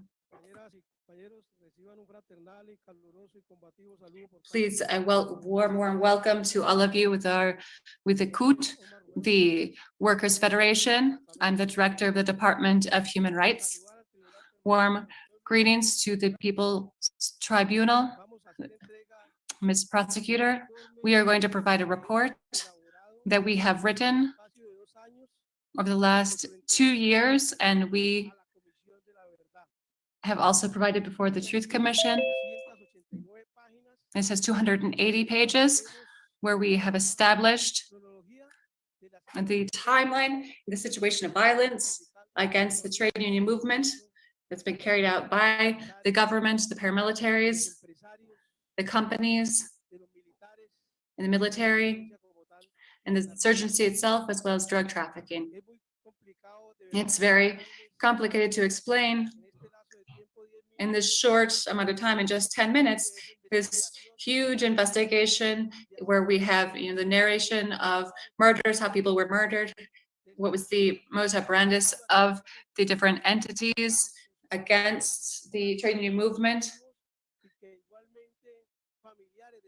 We also have family members of the victims who have shared their narrative, and so within this investigation, we have documented about 14,000 cases of trade union violence here in Colombia, and more than 4,000 murders of trade union leaders in the country. There have been threats, displacements, torture. A lot of our colleagues have had to leave the country, have gone into exile due to the trade union persecution. And so among this report that we have prepared, we have 7 main focuses to be able to cover all of the information. The first area is the historic context of the trade union movement. Since 1928,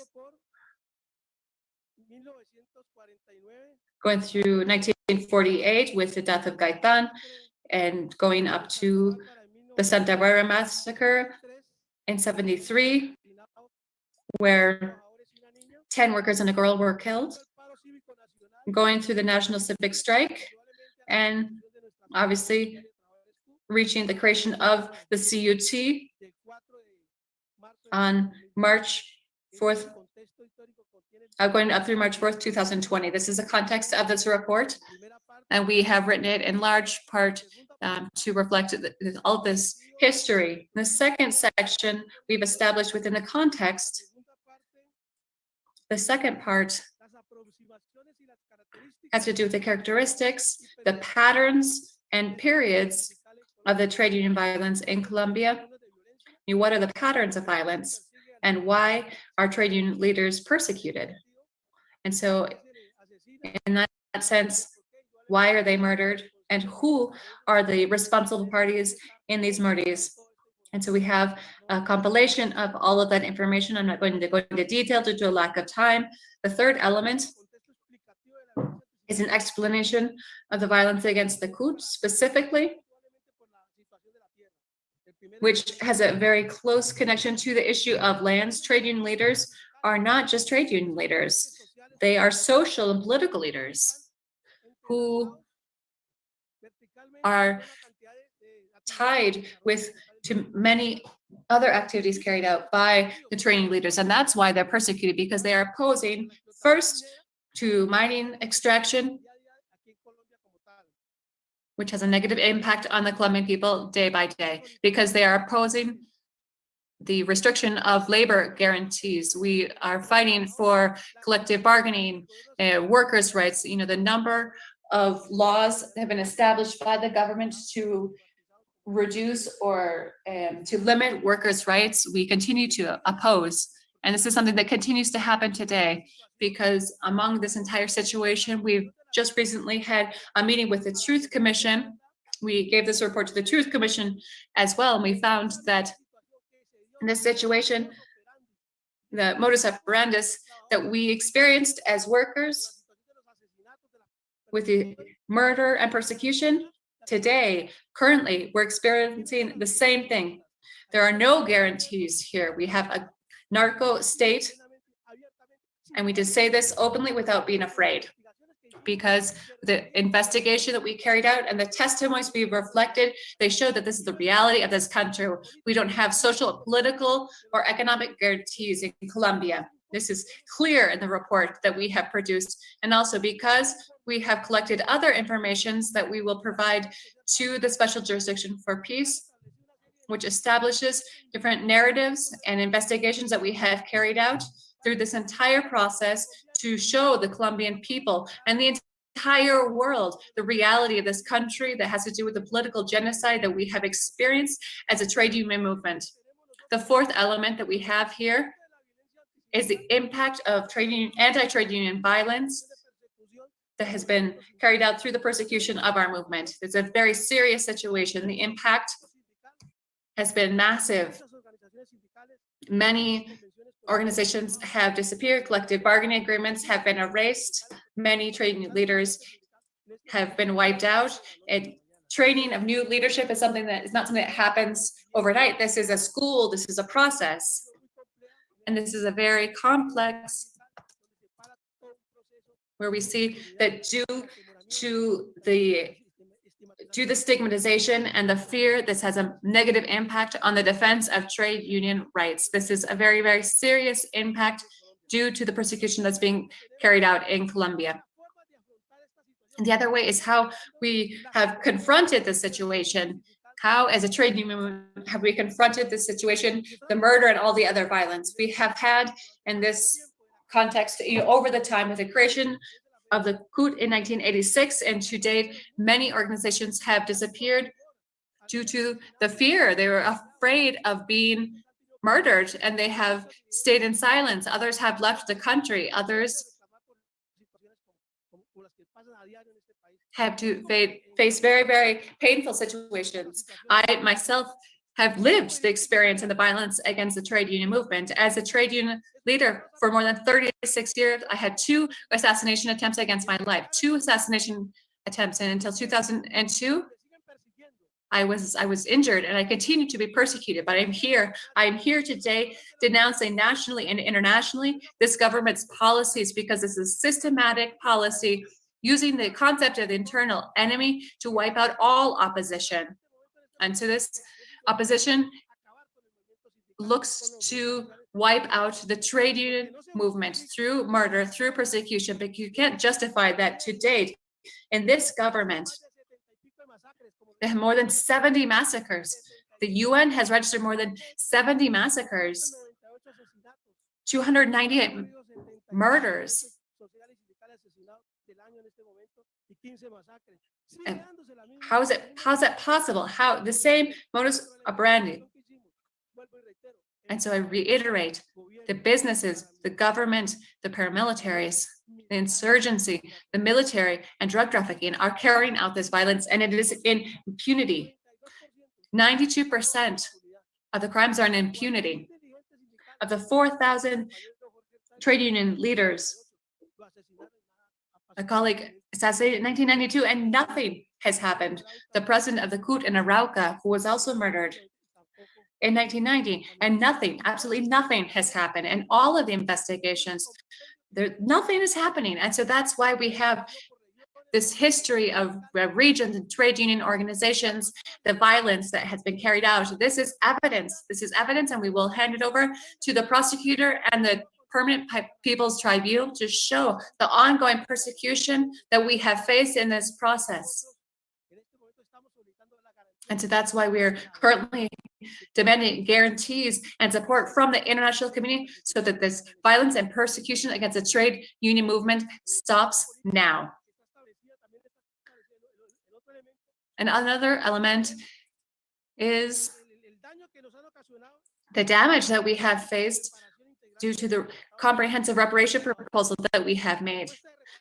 The comprehensive, collective, and individual reparation measures that we are requesting, it's not just money, no.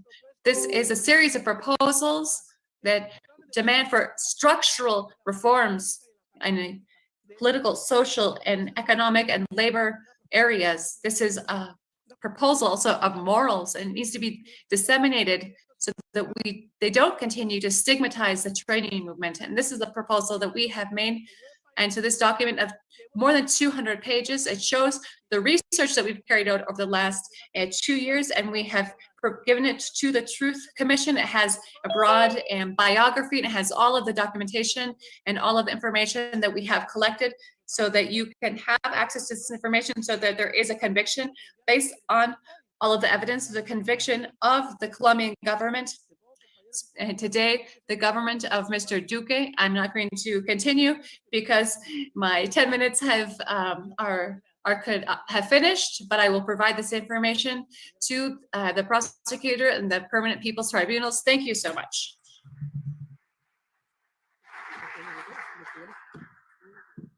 Muy buenos días. Good morning. We're part of the Human Rights and Peace Commission of the USO. We also submitted a report to the Truth Commission that reflects genocide against the workers' trade union. I want to tell you that the USO was created almost 100 years ago, February 10th, in Barrancabermeja, in very hostile conditions, in clandestine conditions. The governments were reluctant to accept any type of union. So it was created, the USO was created amidst the pressure of the local authorities. So it was very, very hard to create. In 1924 to 1927, there were 2 strikes, very important, in Barrancabermeja, oil workers, and several of them were injured, and several were killed.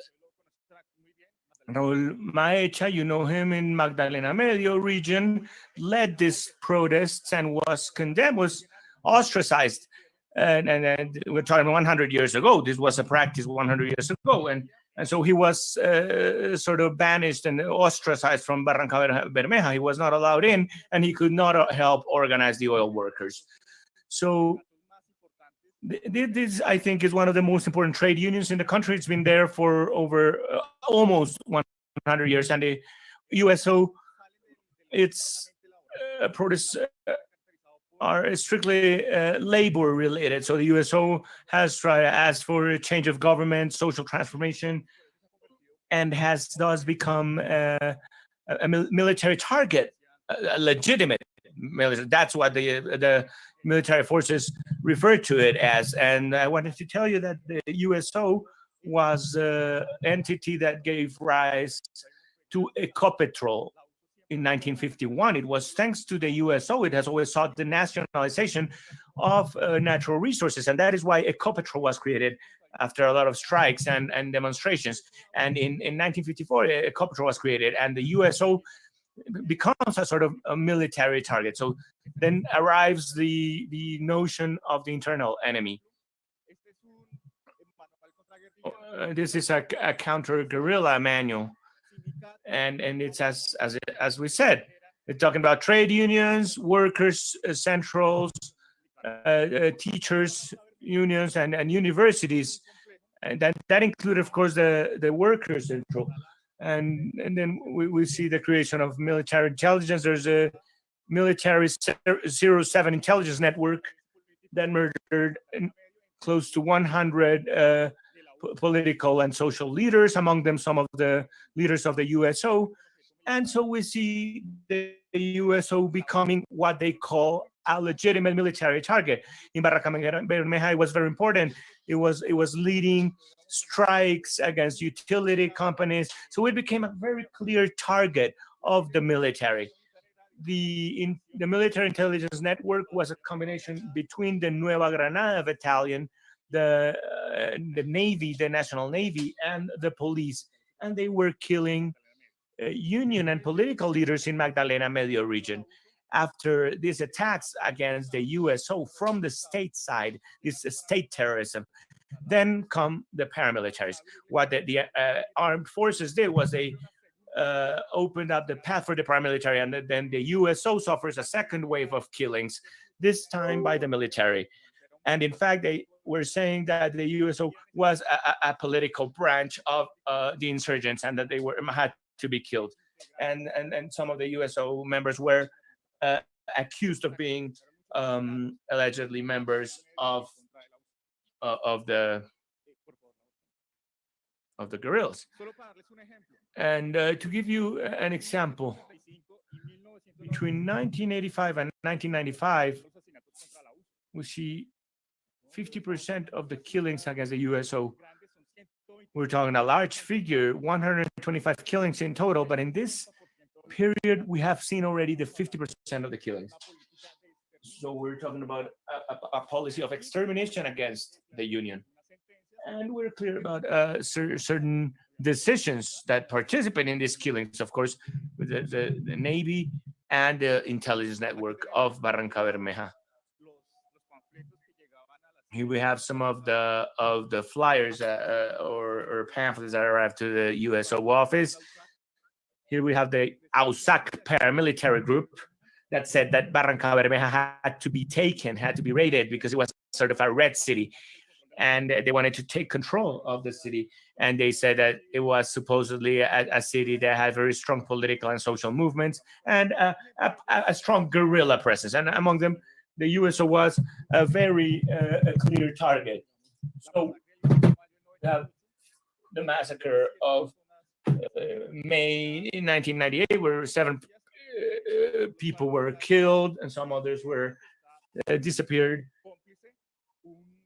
And then there was a person who was an accomplice, who was the head of security of Ecopetrol. I think he will now have a processing the special jurisdiction for peace. But this person was coordinating with the paramilitary, the paramilitary's entrance to Barranca Bermeja. and the USO was a target there. Even it was even targeted by Ecopetrol security. So here we have the Ecopetrol as a corporate sector, showing us how there were attacks from that side against the USO and other unions. We have some figures that we've been able to collect. Violence against the USO, 125 killings in almost 40 years. This makes the USO one of the most affected unions by violence. There are kidnapped persons, exiled, disappeared persons, attempts, and prosecuted by the faceless justice. Many people in the USO were imprisoned. They were set up and imprisoned, and others had to leave the country in exile. So who are responsible for this violence? Of course, we have still been able to document that there's a state and there's a paramilitary. So there's an alliance between the paramilitary and law enforcement in a region that is highly militarized as the Magdalena Medio, although there's also Catatumbo, where you can't possibly understand how these killings were happening when the whole area was militarized. So we have these two accountable actors, and we must also point out the responsibility of oil companies and the state oil company, Ecopetrol. We have the pictures of some of the leaders that were killed. Don Chacon, very well known in Magdalena Medio, Bucaramanga, because of his leadership. He was killed on January 15, 1988, and at 33 years old, 26 shots by a group of the national military. There's a person who was convicted to 16 years prison. We have Hamed Consuegra. Hamed Consuegra was a member of the Communist Party, the UP, who was also killed during that period. We have two other colleagues during that period. They were also members of the Patriotic Union. Jorge Orlando Higuita, who was a councilman back then from the UP in Barranca Bermeja, he was also killed. We have Nelson Tamara and Alirio Bermudez. The moment of his killing, Alirio Bermudez was president of the council, and he was killed also by the armed forces. And we have some of the headlines. He was the union leader of the USO at the time. And these are some killings of the paramilitary group, some disappeared persons, one in the Magdalena Medio region, another one in the Catatumbo region. And we have Auri Saramago, very well known, killed in Cartagena by the paramilitary groups because of his leadership against the privatization of the Cartagena oil refinery. And Rafael Jaime Toro, also killed by the paramilitary groups in Barranca Bermeja. And I would leave it at that. Thank you very much.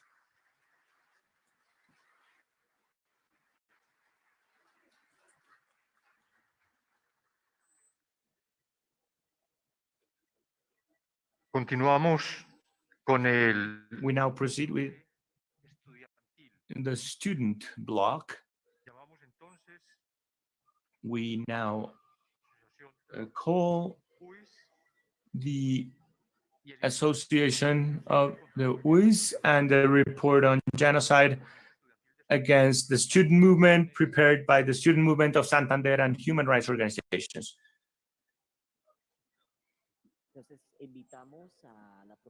So we invite Professor Yvonne Suarez to the stage. Professor has prepared the report, Oral Archive and Memory of the Victims. And we also have the report of the genocide against the student movement by Camila Amado and Professor Miguel Ángel Beltrán. So we invite you to come to the stage, please.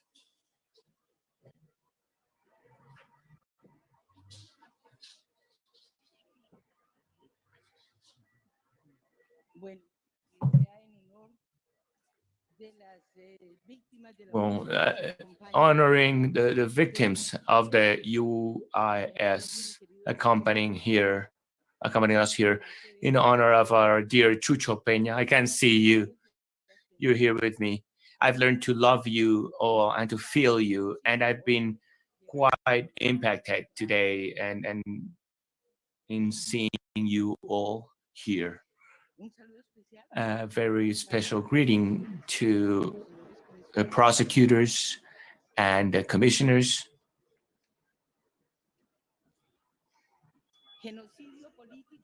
Political genocide, extended, continued, systematic, and premeditated by the Universidad Industrial de Santander within the framework of the armed conflict from 1947 to 2011.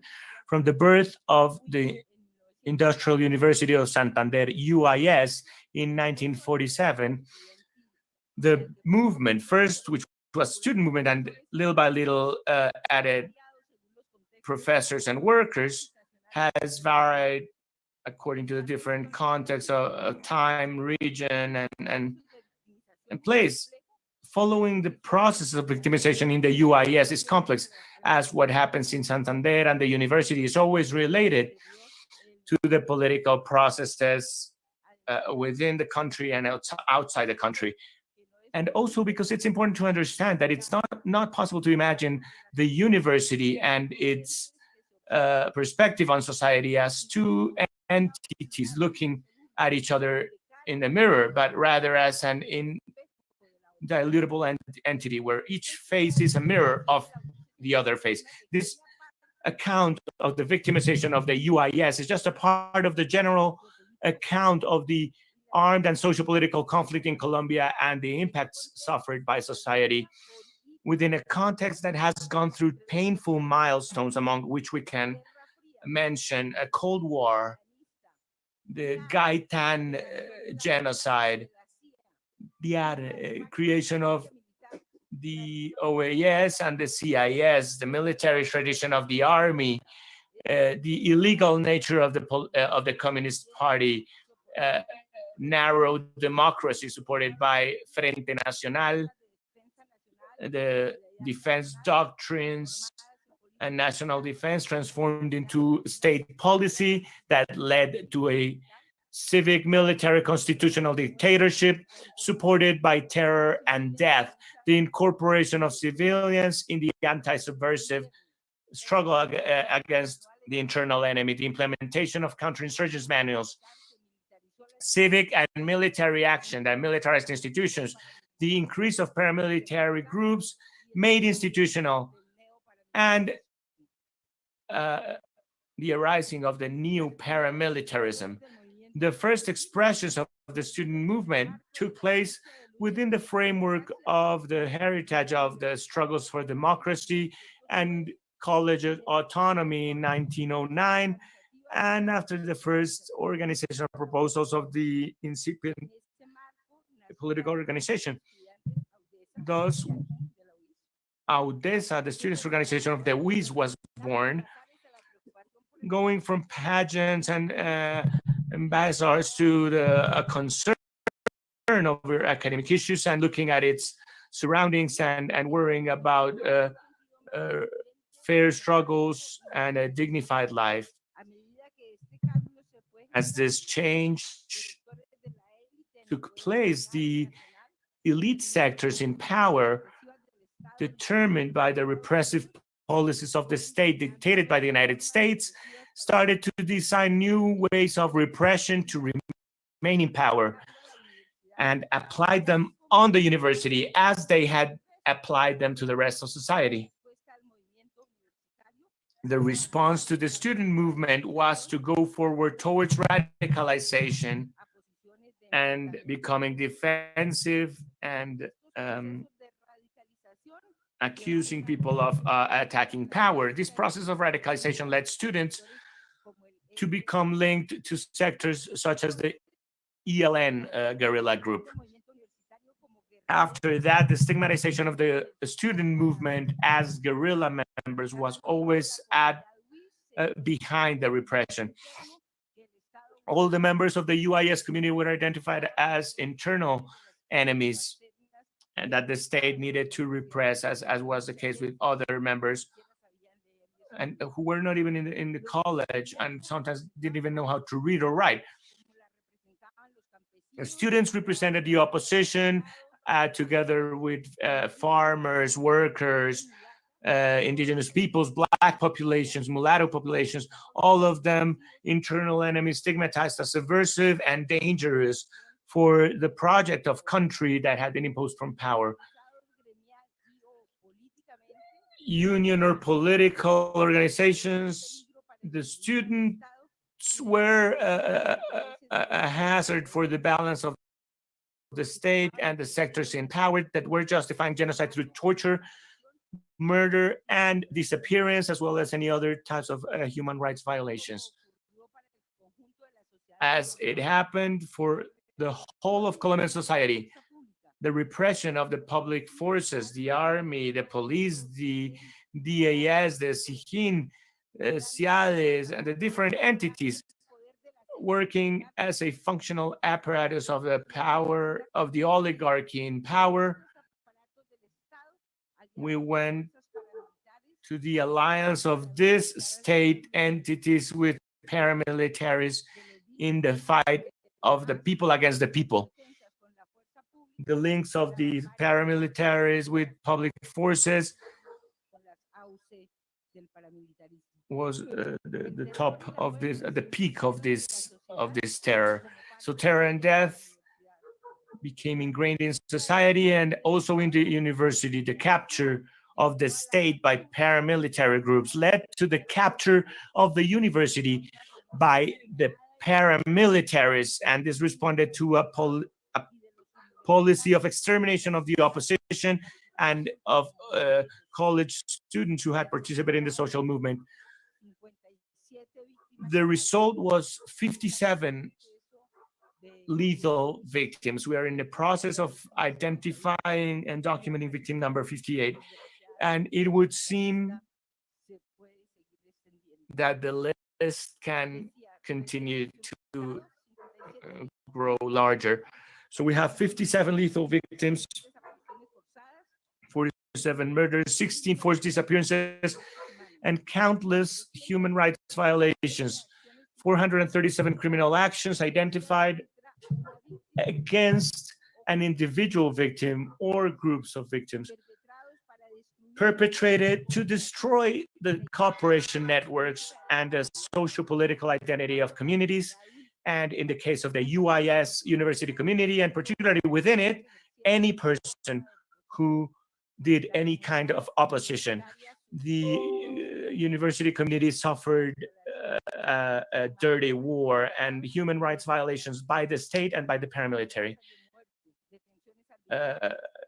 Death threats, arbitrary detentions, prosecutions, imprisonment, war councils, torture, disappearances, murders, delegitimization of the forms of expression, stigmatization of the student movement as communist and guerrilla members, disciplinary sanctions and expulsions, the gun plan for killing students, teachers, and workers,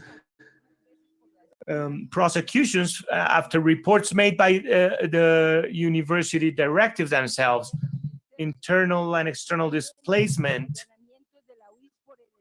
seizures of the WIS by the SMAT of the police and the army with use of force, injured, infiltrations, and intelligence reports made by the Ministry of Interior, which, in addition, refused to provide injunction to or precautionary measures to protect the UIS community, as had been granted by the Inter-American Commission on Human Rights in 2001.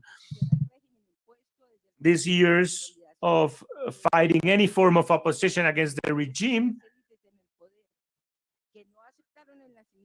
and a nation that could not accept the arising of groups that opposed their unitary project of nation, of a country, and therefore responded with violence as a strategy that included social articulators and leaders, became marked with the passage of time into genocidal acts that were present within the space of UIS and within the space of action of its members. Political genocide, extended, continued, systematic, and premeditated of the opposition and the social articulators didn't leave out the university. As we said before, this is but one phase of society, a small part of it, a part of the national groups that were faced trying to build different or diverse projects and that suffer the same as the social conglomerate, and therefore the terror of the genocide suffered by the UIS communities is just about a little part of the genocide that has marked the whole of Colombian society within the framework of this conflict. To enclose, I want to say that this report was prepared jointly with the Regional Corporation for Defense of Human Rights, Credos,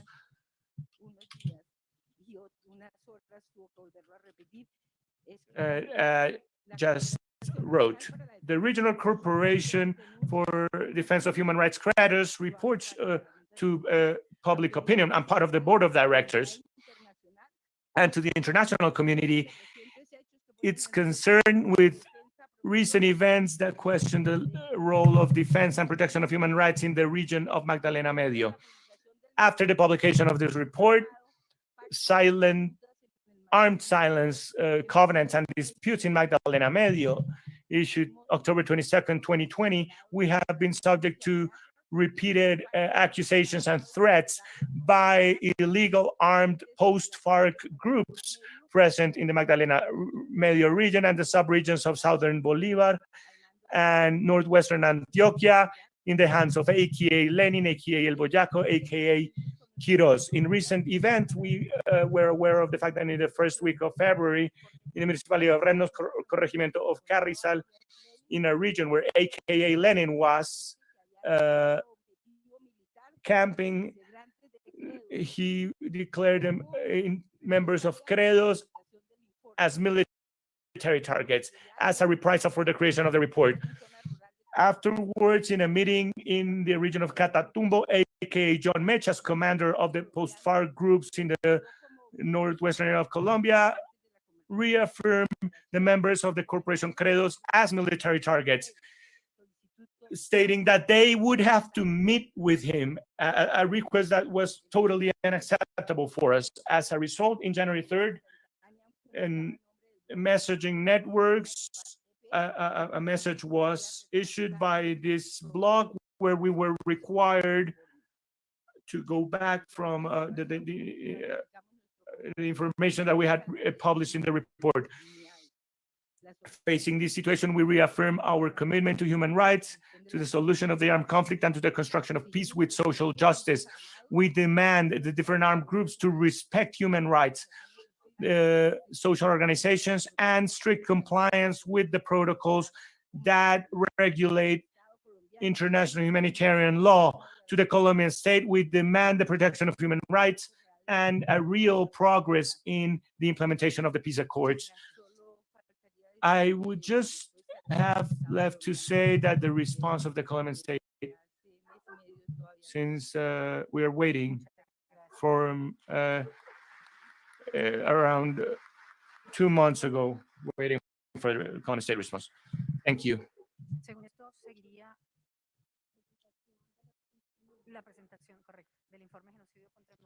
So according to the agenda, we're going to continue with the genocide against the student movement. In the report that we're presenting for the Permanent Tribunal is different elements of persecution against the student movement based on the experience at different public universities in Colombia, with specific detailed information from the UIS and the Antioquia University.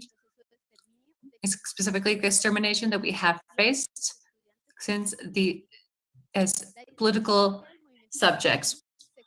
The persecution of the student movement is due to the critical thought of the students within the different university campuses as they establish political, economic, and social positions within their territory. The wave of violence against the student movement started in the second half of the 20th century, where the movement generated its own identity with coordination and participation in different strikes, protests, and other social actions that demand for a reform of curriculum, freedom within the university and society. Due to the previous, the student movement has faced genocidal practices from the Colombian states and the political parties in power and the dominant economic structures. This has been physical extermination and jailing, reparation using military forces, paramilitary forces, threats, forced displacement, exile, and the use of legal elements. They've sought to rip apart the student movement and thus to destroy the growing social movement and violently reorganize the social and cultural composition of the universities. These practices have not been linear. They've taken place in many different spaces. The physical elimination of members of the student movement has used different mechanisms. Many of our colleagues included in the report were due to actions carried out by the police, as well as the anti-riot police and the National Army. This in the context of social protests, but also alongside the legal structures, paramilitaries have ended the lives of students, teachers, and unionists with high levels of impunity because these crimes perpetrated by unofficial structures are shown to be isolated incidents and outside of the victims' ideological identities. They continue to assassinate members of the university community since UIS, or since 1996 in UIS, more than 50 members of the student movement have been murdered, and some were also disappeared, and others were arbitrarily detained, and their bodies were found with torture. We see that during the dictatorship of Rojas Espinilla, there was different lines that were established in line with the United States government, using different techniques in interrogation, using polygraphs and other tools to access information, and also fragments from interviews from student leaders. We see that torture and cruel and inhumane treatment is used by the police. Threats, students are beaten, and other actions against people who participate in social protests. Enforced disappearance has been a mechanism used to stop traditional practices such as mourning and others. We have a victim of the social work who was forcibly disappeared after being detained by the intelligence office. These cases continue to be in impunity. In many cases, the perpetrators of forced disappearance have been identified as members of the state security forces. We also see challenges within the disciplinary processes where people are removed from their jobs and they continue to be persecuted and threatened. There are currently sanctioned processes against students and professors because they participate in the public bloc in the universities throughout the country. We see that this has been ongoing efforts to divide the student movement through the infiltration of state agents within the campus of different universities. We've also seen the use of forced displacement and exile, as well as slander and communications that speaks against the ethics, morals, religion, and using other negative categories such as insurgents, communists, etc., against students and organizers. We see that there's been an effort to co-opt the public universities. So the extermination process has been carried out. We see that there's a de-circulation of the student movement and the identity and memory of the same, having negative impact on the education plans, as well as the participation of students in decision-making spaces, as well as divisions between professors, students, and the breakdown of social fabric between university spaces and other grassroots and social movements. Lastly, we continue resisting through the different assemblies and memory activities, a coordination with other social movements, as well as following up or supporting alternative media outlets in the defense of human rights and the defense of people's rights. Thank you.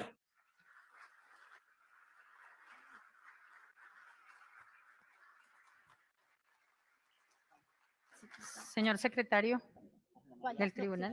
The Secretary of the Tribunal.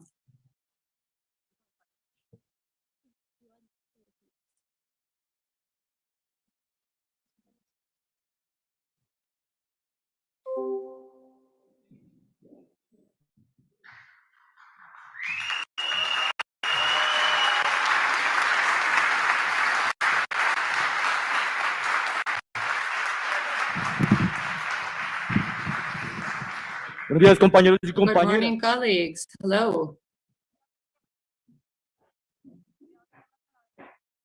Careful, careful. As part of the social movement and the clandestine movement, today we are a clandestine organization and university. As part of the student movement, we are here to represent each of those who are not with us any longer. We are here to reivindicate each of the struggles in the different sectors, grassroots sectors throughout the country. Colleagues, today we are here to demand that the struggle will continue. The student movement, the workers' union, the trade union movement, the peasants' movement, they are not terrorists. Each of these movements, each of these social movements in our country has been beaten down due to impunity and the violent actions for the last 50 years against them from the state. And that's why all of the guerrilla members have become angry and have decided that the only way to respond to so much war, to this new liberal policy, to this political and social war that has silenced our country, so many of our colleagues. That is why today we demand, through violent actions, that is something that's necessary to reivindicate everything due to the ineptitude of the national government. So colleagues, today we are here to say before you all that the clandestine movement, that we're not terrorists, that the clandestine movement is necessary in the struggle. The clandestine movement has to be here until it is no longer necessary. We will face all the consequences. We will not be silenced. While the social movement is silenced, we will continue. We cannot allow for the impunity.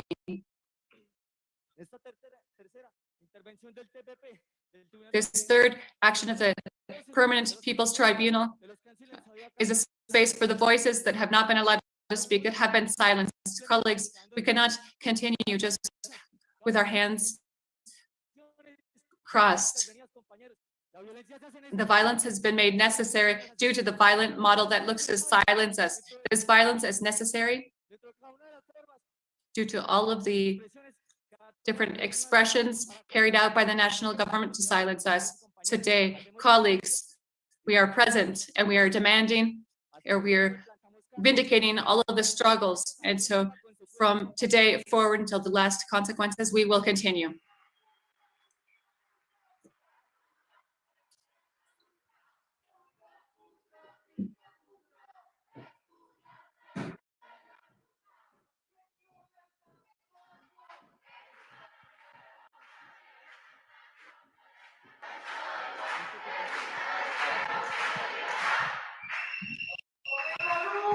Compañeros y compañeras, por último, Lastly, Can you turn off the lights? Can you turn off the lights, please?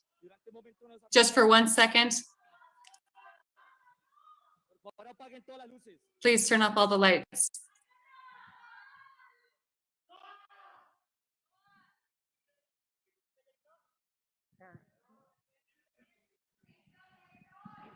Compañeros y compañeras, Colleagues, we will continue to be present. We're not alone. There are thousands who will be in the street, who will be present in every corner of the country, and we will change the dominant model that has been murdering us for so many years. We are the voices of those who are no longer with us. We can't forget that academic is the fundamental column of the change that our country needs. It's not an economic model. It's a pillar. It cannot be a pillar to make the rich richer and the poor poorer. We're not afraid, because for 50 years they have silenced us. They've silenced the peasant movement, the Black movement, everyone. They've silenced everyone, and that's why we will continue, because we want to change this country, because there's so many who have lost their lives due to this change. Thank you. Thank you for being here. Thank you for the 50 years of struggle. Let's remember that each of the insurgencies that has arisen in our country is due, what they tell us is not the truth. They say the insurgency it's a problem, but the problem is the social and economic model. We need to take over the cities, the streets, and we will continue until the end. So with a hood or without a hood, students, trade unions, peasants, we are all together in this struggle. Thank you. Thank you.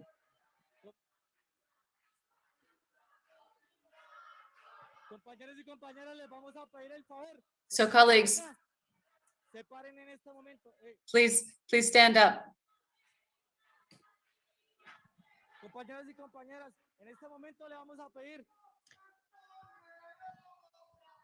vamos a pedir que por favor se levanten de cada uno de sus puestos. Please, each of you stand and please walk around the auditorium and to release your rage.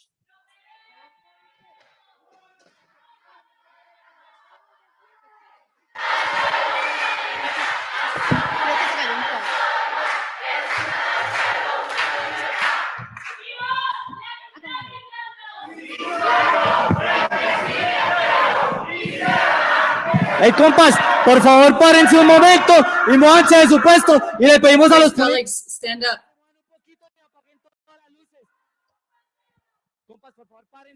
Everyone, please stand up and move around.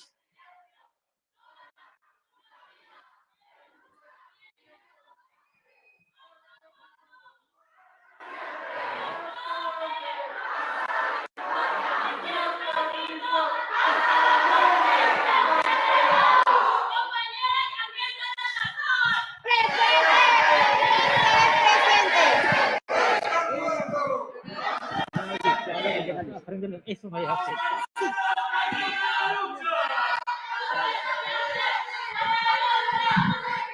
intentando prender la luz, ¿ya? Ya van a prender la luz. ¿Quién la luz? No es posible. Digamos que prender la luz. Ya voy a prender. Por favor.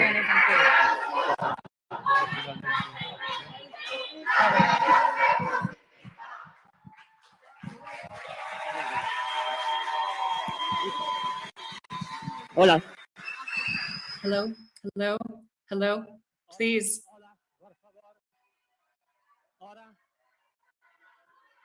Please turn on the lights.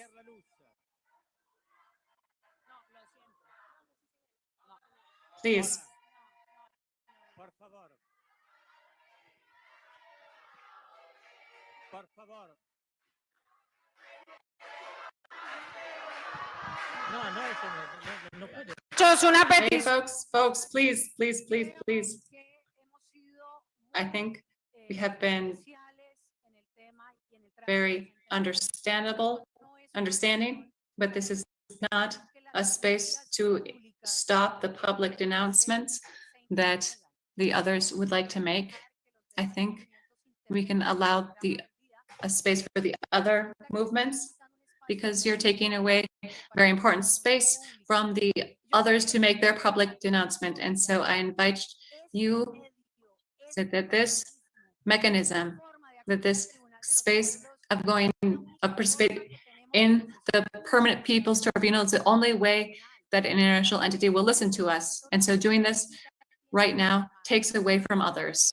So I'd ask you all that please respect the tribunal, the Permanent People's Tribunal. Let's respect the space.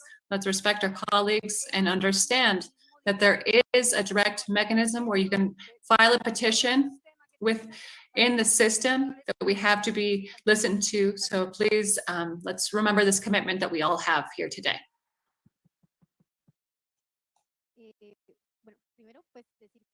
First, I'd like to say that the Hood has been one of the few ways that the student movement has been able to speak and to be seen and to carry resistance in our society. And to close my comments, as the TPPP, we will listen to Miguel Ángel Beltrán as an expert on the different types of violence against public universities and the impact of this over time in the extermination of our movement. Thank you. Greetings for everyone. Excuse me, just 1 second. The secretary would like to make a comment. I think with everything that has happened, I think it's the intervention. It has happened, and we have said this morning that we've made all the efforts to guarantee presence for everyone. According to the agenda, something has happened that has been exaggerated some aspects, and now we'll need to, unfortunately, close the case of the student movement, which was very important. However, we need to have a space for the judges who can ask questions if they have them. And then we'll move on to the last part of the session. Due to the time restrictions that we have, fortunately, the space has ended, and unfortunately, space was taken up by other voices that were not providing their testimonies. And so now I'm going to open up a space for the judges who can make observations in relation to the president of the jury. And I'm imagining they have comments they would like to make as well. Jesus Felipe, would you like to speak, please? Sí, primero para saludar a todo el mundo. First, to send warm greetings to everyone. Say that it's unfortunate that I'm not able to be in Colombia with you all. Unfortunately, I was not able to travel. And I think there are methods that for me are not the most adequate. For me, the tribunal is a space where everyone can express themselves. And so I think no one faces any risks to express themselves openly. And so I think it was maybe exaggerated that intervention. There are sufficient elements, very serious elements in all the different areas of the last 30 or 40 or 50 years. And I don't think that was necessarily the most appropriate way to move forward. But I want to insist on that point, and that we need to continue with the debate that to this point has been very important, very interesting. Unfortunately, we are a little behind in the agenda, so I would suggest that we can continue forward with the agenda already established. If there are questions from my colleagues in relation to the students or the case that we have seen to this time, and then we can continue forward. And thank you. I think it's important that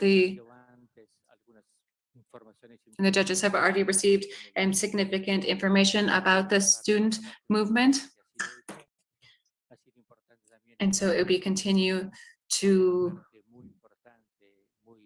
move forward in relation to the different, we have received information of the student movement, the trade union movement, and peasant movement, and we will continue with the agenda. First, I would like to ask the prosecutor if it's possible, if there are there's specific questions from the judges, maybe we will be able to answer them later. And so unless there are questions right now, we will move forward with the last block. Yes, Mr. Secretary. So we will call for the 5th block, which will address the prison system and genocidal practices in Colombia. In the presentation with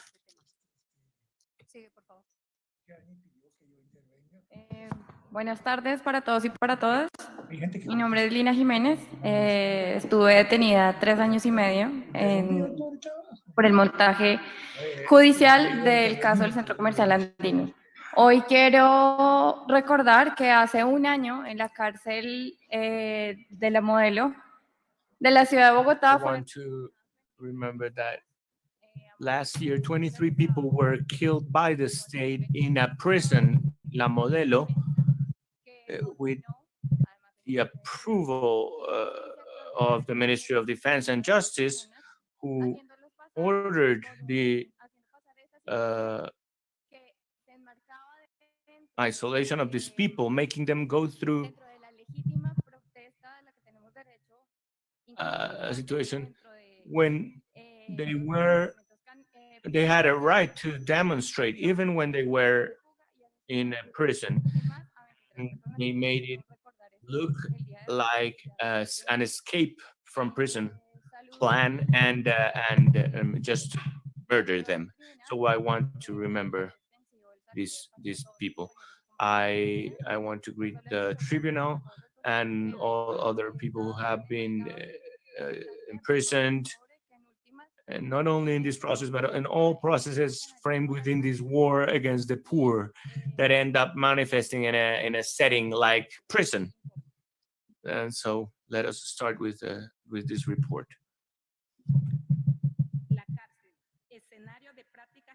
Prisons, a setting of genocidal practices in Colombia. The prison has become a device of the genocidal practice of the state. Prison is made for the elimination and concentration of human beings, going beyond punishment. It seeks to destroy collective constructions of the collective and popular bloc. In the case of detainees for political reasons, we will show how there is a clear intention from the Colombian state to physically and symbolically annihilate that has responded to a rationale from power. Group identity. People who have been deprived of freedom for political reasons are those who are persecuted by the judicial system because they are part of organizational processes that oppose the political order by demanding democratic reforms, social transformations, or changes in government. In Colombia, political prisoners are part of, include members of insurgent organizations, human rights defenders, opposers of the status quo,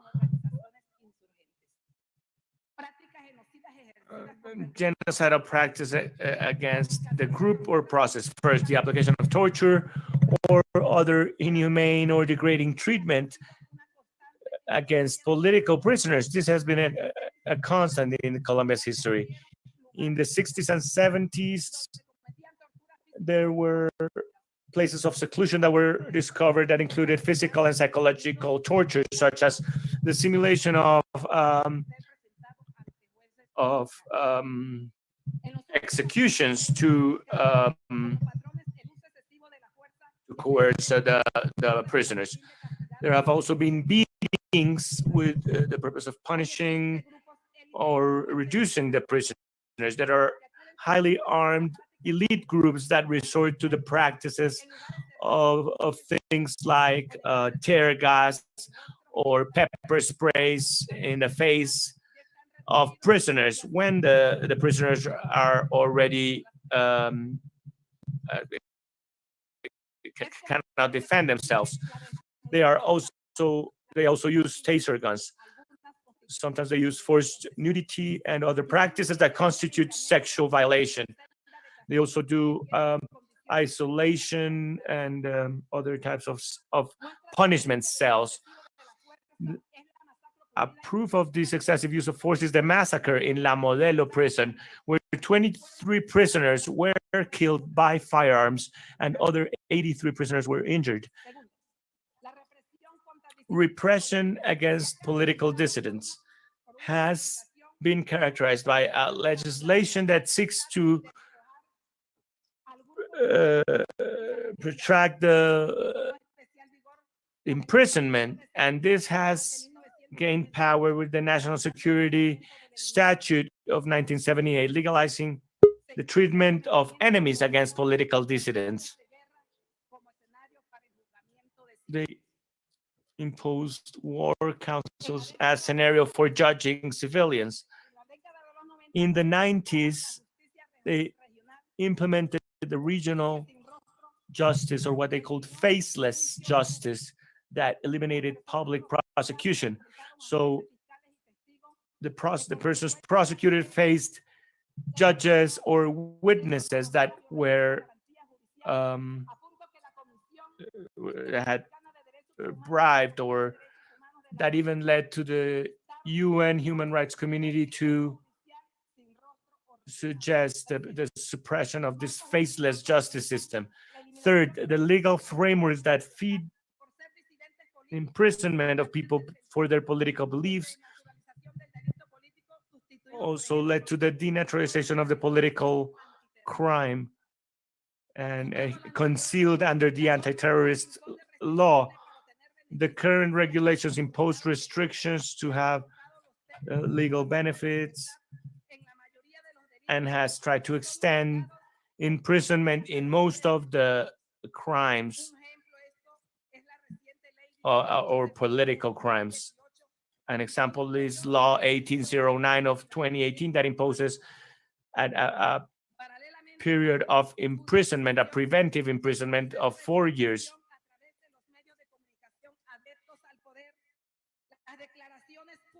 The public declarations of high government officials and the political parties in power, the media campaigns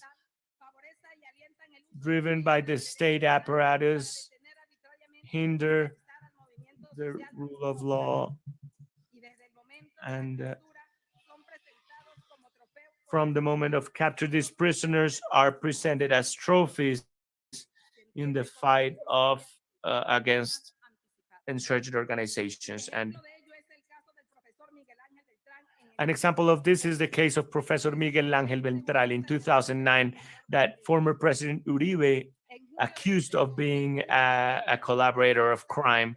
In 2015, 12 university students were also detained, accused of using explosives, but they were accused of different things. In June 2017, 10 young students or graduates from public universities were accused of committing the attempt against the Andino shopping mall and being part of guerrilla groups, which has not been proven so far. Fifth, killings and disappearances of political prisoners. The paramilitaries have taken control of the prisons between 1997 and 2008. Several massacres, disappearances, and tortures took place against the FARC and ELN guerrilla members and their family members. One of the most emblematic cases that is still impugned took place in La Modelo prison in Bogota in the late 90s.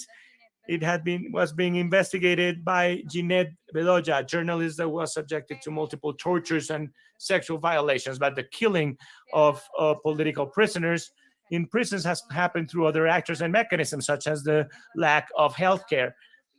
Since their transfer to hospitals takes place amidst complex security schemes, and they sacrifice the actual care.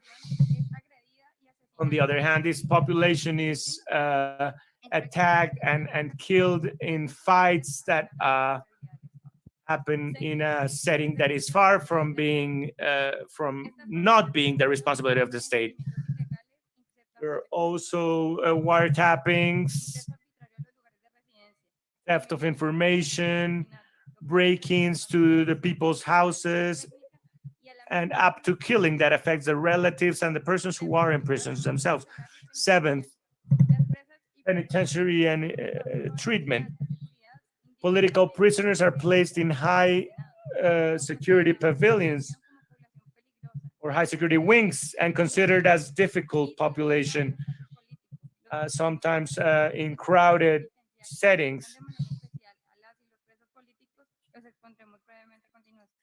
We will now show some of the most difficult problems. Circulation of the social and family environment, that the IMPEC resorts to massive repression by driving people away from their family cores and their grassroots organizations. In the case of guerrilla female members that have not been able to register their children, they are prevented from visiting their children or seeing their children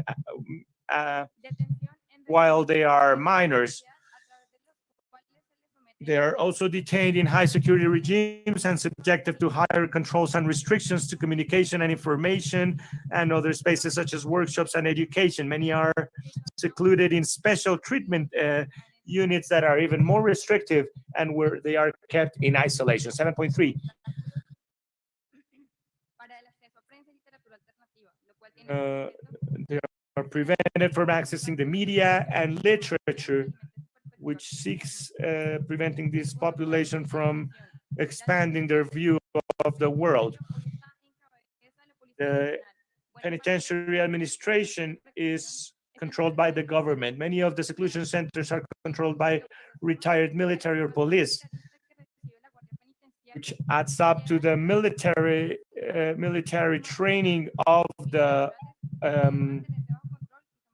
prison guards that takes them to view political prisoners as their natural enemies. Women have to take penitentiary regimes that are more restrictive or oppressive. Also, we are socially convicted for having defied the imperative regime. Paradoxically, the legislation that prevents access to other mechanisms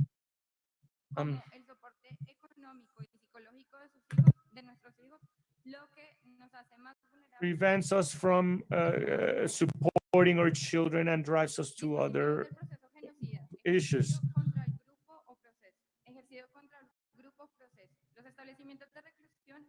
I'm sorry, she's reading at a rather hard pace. These are places where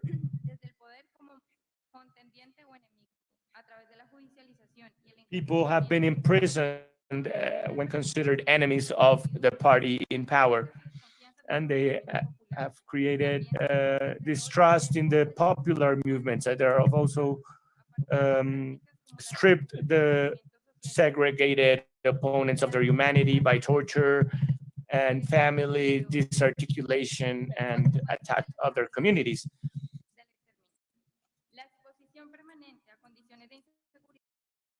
The permanent exposure to conditions of personal unsafety inoculates fear and turns it into a tool of domination and limits the capacity of action of people to transform their own reality. This impact also transfers to the popular movement and seeks to cancel the oppressed. There's also the demonization and dehumanization of people in prison, which is made worse by the conditions of the prison that seem to justify the treatment to a group.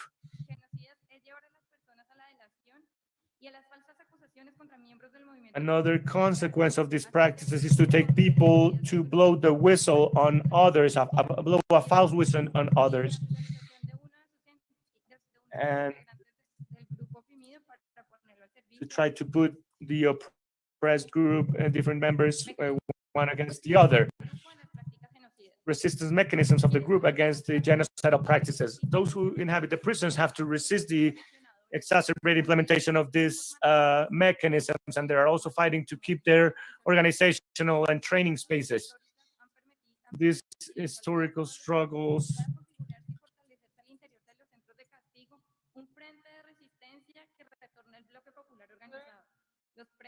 the political prisoners as members of political armed or non-armed entities continue to do denouncements against the prisons and against the instrumentalization of the judicial branch as an oppressive mechanism.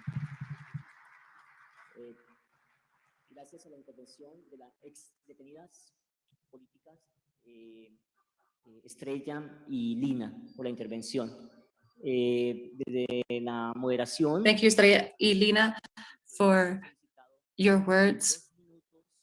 We've asked that in 2 minutes, Miguel Ángel Beltrán would be able to, who's an ex-political prisoner and persecuted by the Colombian state, and a university professor from the National University in sociology. If he could just make a very, very brief comment.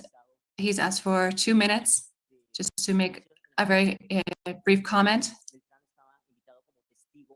Professor Bertrand was invited as an expert witness. Unfortunately, he was not able to speak. So warm greetings to the members of the tribunal. I was invited as an expert witness in this space, and I'd just like to share my testimony in relation to what has just happened. I'd like to invite you all to understand, not as an act of aggression against the space, but as an expression of what, unfortunately, in this country has had to be carried out by the students. They've had to cover their faces to vindicate elemental rights, such as the right to the freedom of professors' freedom to give the lessons that they want, to be able to enter the university, that the university is not privatized. And to the 4 decades that I have been a part of the public university as a student, as a professor, and as a researcher, we just like to invite you to understand that that's why we're in this space, that we hope that the Colombian state is convicted, that the impunity ends, and that at the end in Colombia, the young people don't have to take up weapons, they don't have to use hoods, and that they can freely express themselves and express their critical opinions. Thank you so much.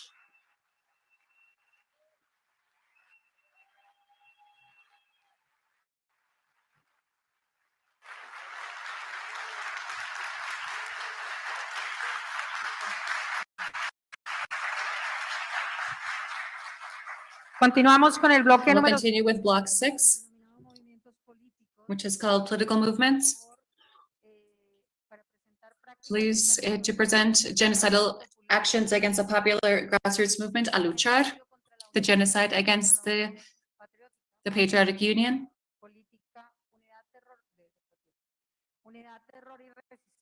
the unit terror and resistance, the acts of systematic and premeditated violence against national opposition groups, memory of the national movement UNO. Thank you. We invite you to prepare yourselves to receive the report. We'll be receiving a report on the genocidal practices against the grassroots movement, A Luchar.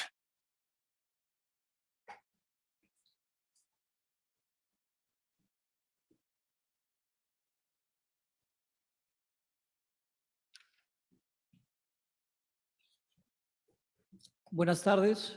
Good afternoon. Good afternoon to all my colleagues and the members of the Permanent People's Tribunal, to the jury and the prosecutor. We would like to place before you a the documentation and make a public denouncement of the political genocide against Aluchar, a political movement. I'm not sure. Do we have the presentation that we can pull up?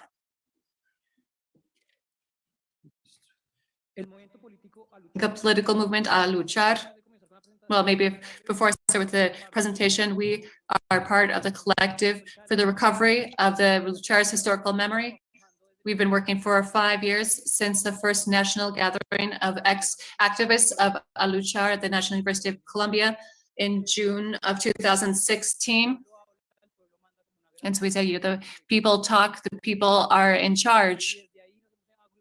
And so we've brought together family members, ex-activists, and survivors from Aluchar, friends who want to recover the memory of Aluchar.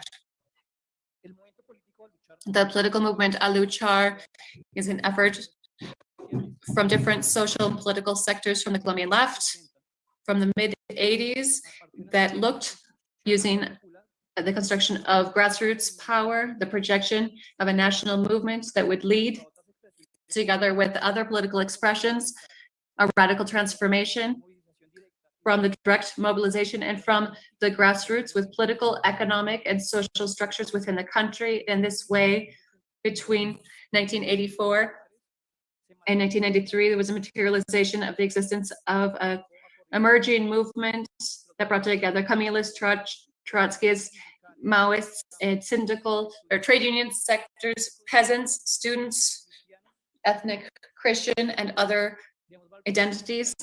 It's worth mentioning that as part of the social and political movement in the mid-'80s, decided to create a revolutionary political party such as the UP. The Aluchar had a revolutionary proposal, and these were strong social structures to have an alternative and parallel society that could represent the interests of the communities, to construct legitimacy within the territories, and from direct mobilization and direct actions, guarantee access to the population's basic needs. Next slide, please.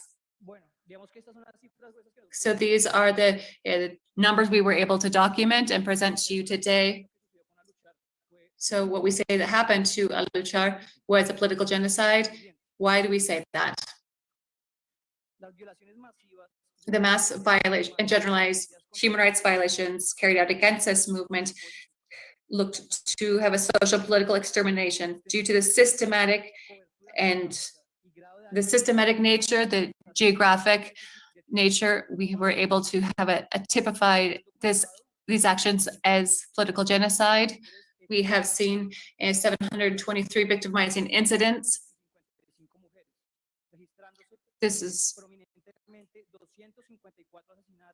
We have more than 200 assassinations, 80 forced disappearances, 50 cases of torture, 26 physical injuries, 22 assassination attempts, 14 exiles or forced displacement, and also incidents of violation, rape and sexual violence. We also want to clarify that this documentation was built as part of a database, and it's part of an archive that we created over the 5 years of Aluchar's actions, and a catalog, database in relation to the victimizing acts against Aluchar, and a report that we presented in September of last year to the Truth Commission. And so part of the research and documentation has allowed us to note that this is a partial fragmented documentation. Aluchar obviously had because of a very strong grassroots movement, and the victimizing acts were focused on the grassroots activists, which makes it very difficult to reflect all of the actions against Aluchar, and also the efforts to carry out grassroots construction of alternative power structures. It was difficult to document all the acts of violence, but we see that there is a systematic and ongoing actions that constitute genocide. We can see physical injuries and individual threats, torture, raids, displacement. There is a wide range of violent acts that are very concerning. It's also important to note that there are different victimizing acts that aren't easy to record, such as attacks and threats, where we know that these took place, but we don't have an accurate record of these actions. Another focus that allows us to ensure that there was, as the prosecutor says, macro pattern of criminal actions. We can see this due to the geographic and time distribution. It wasn't a coincidence that these actions were carried out against Aluchar.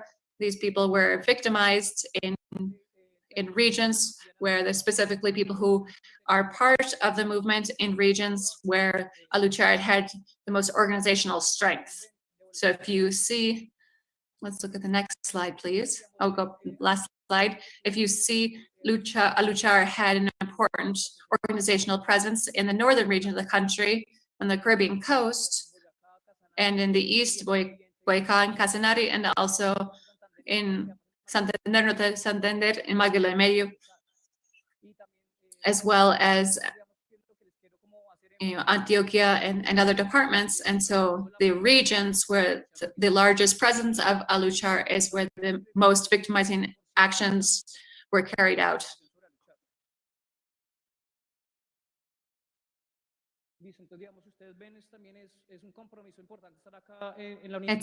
It's important to be here in the university because we realized that the department that had the highest number of victimizing acts was Santander. We had 233 victimizing acts. That's 32%. And it's also 80 people were murdered from Santander. And members of Aluchar were murdered in this department. And can we see there is again the geographic correlation between Antioquia, Valle del Cauca. We can see in the list of different departments with the most victimizing acts.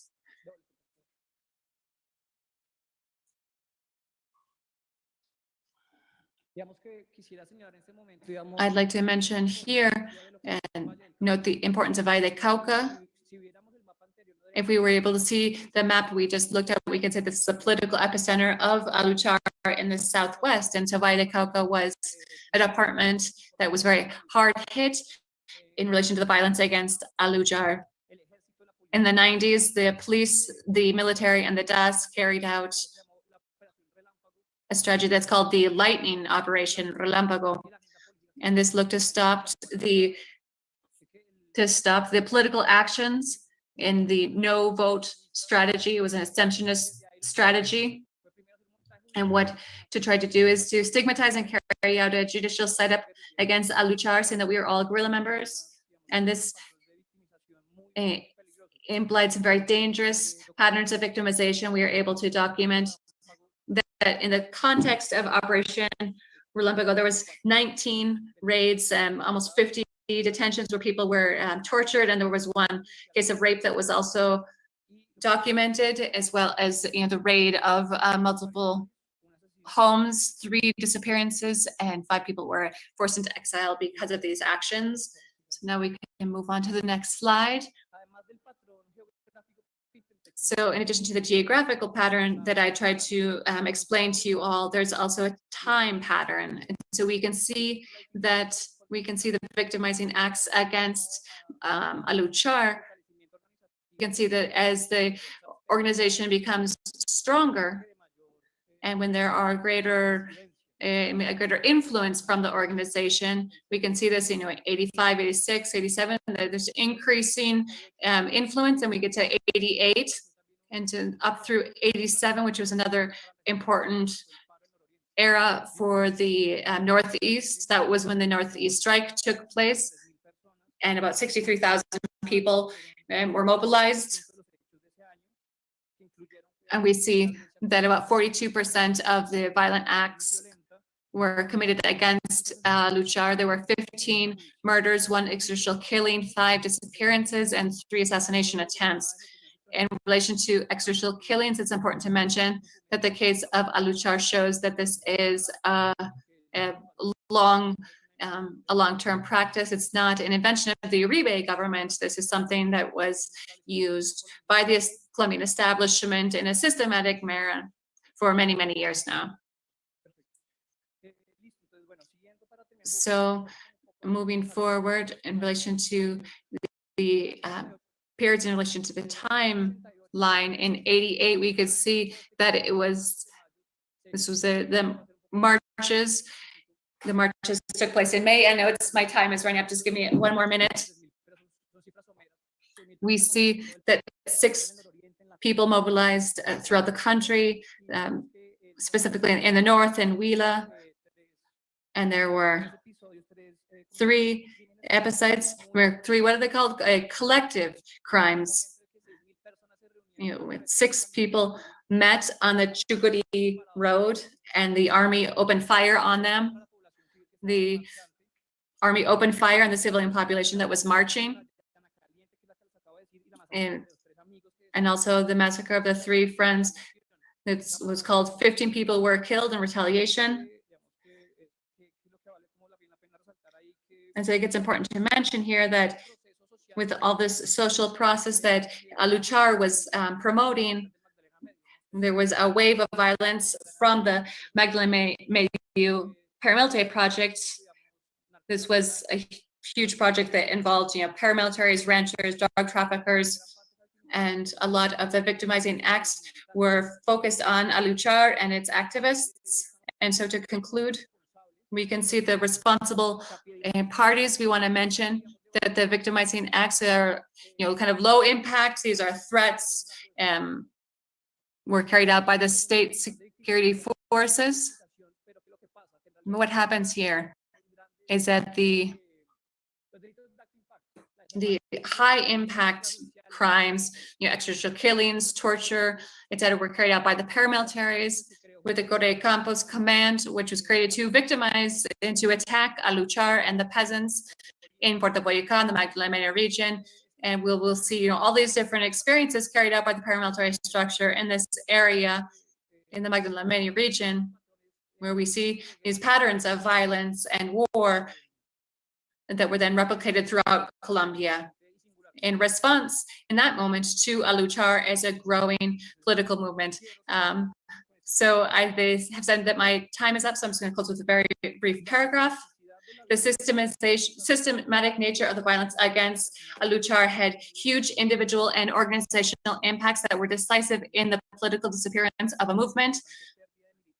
The important loss of activists and political leaders due to their impact in the organization of the people. The acts against Aluchar, as happened against UNO, the UP, and other actions, means that there are increased victimizing acts carried out by state agents, paramilitary groups, and mafia groups, and that were carried out against the organized political structures since the 90s, or through the 90s, and attacking our lives.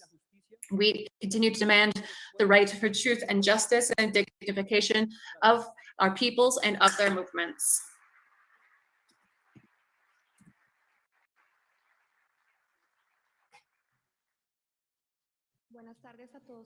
Good afternoon, ladies and gentlemen. First, I would like to very specially greet all these lives that have been silenced by political genocide in Colombia. In Colombia, political genocide against the patriotic union continues in all its phases and modalities that go from systematic eradication against its material and historic existence down to its symbolic existence. Iván David Ortiz Palacios is the director of a foundation that states this based on the following arguments. First, the Colombian state has not only resorted to violent operations against this collective, such as homicide, massacres, tortures, terrorist acts, forced disappearances and displacements, among others, but has taken legal and legislative action through which it has sought that the effects of the violent actions be consolidated into a symbolic and historic eradication of this collective.